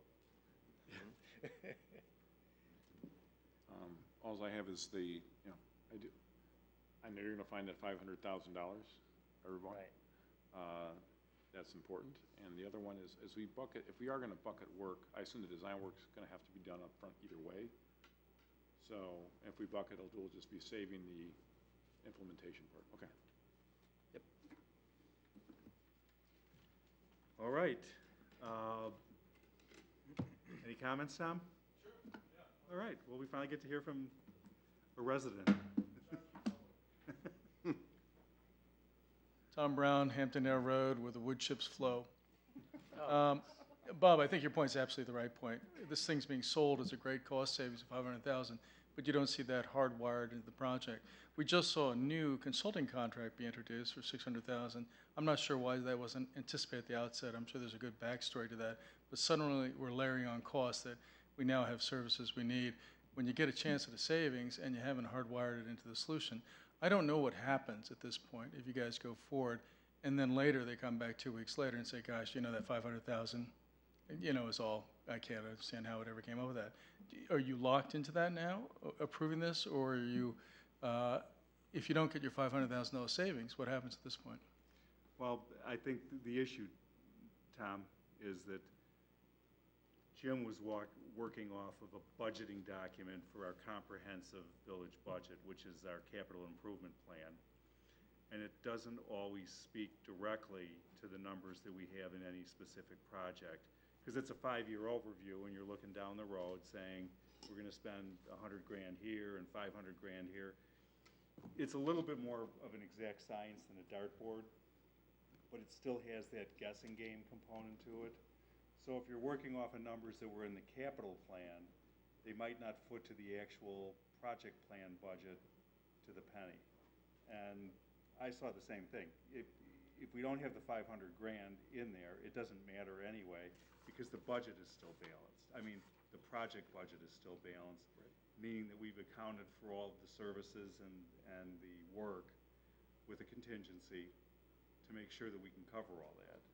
So actually, the talk about the 500 was the first I've ever heard of it, and trust me, I'm looking at these numbers very, very closely, and I didn't even think that was going to be part of the conversation this evening, so.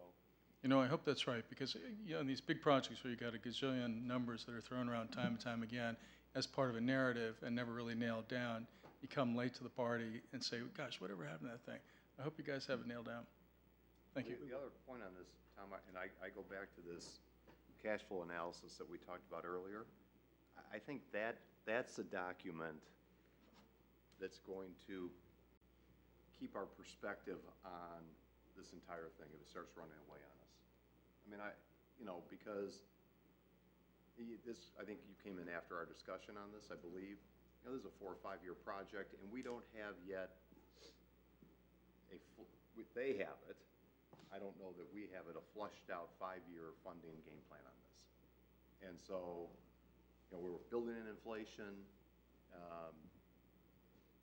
We think we see the numbers, we feel good about the numbers, there is contingency, but, we need to see it mapped out and how things are going to be paid for as we go along.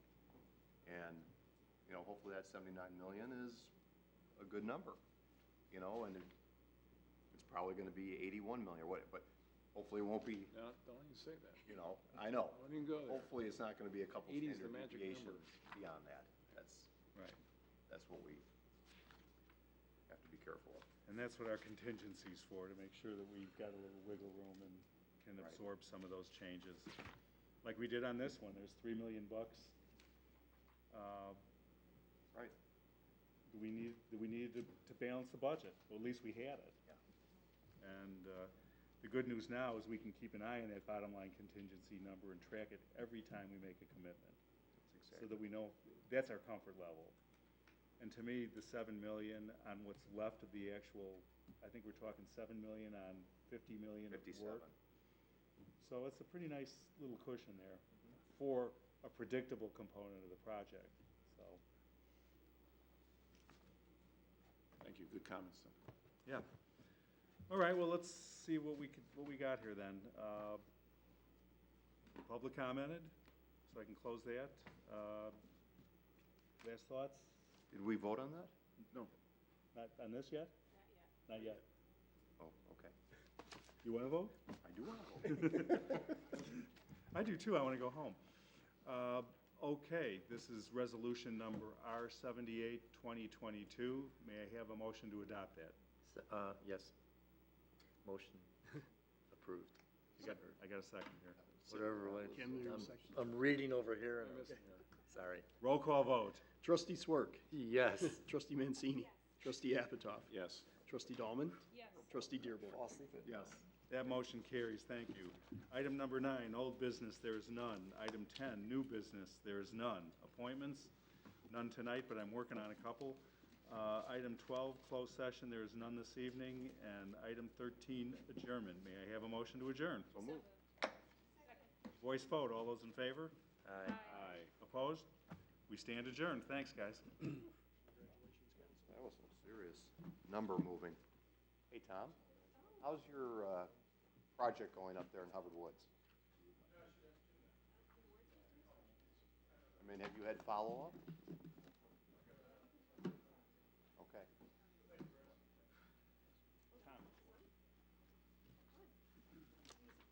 That was very productive, finally.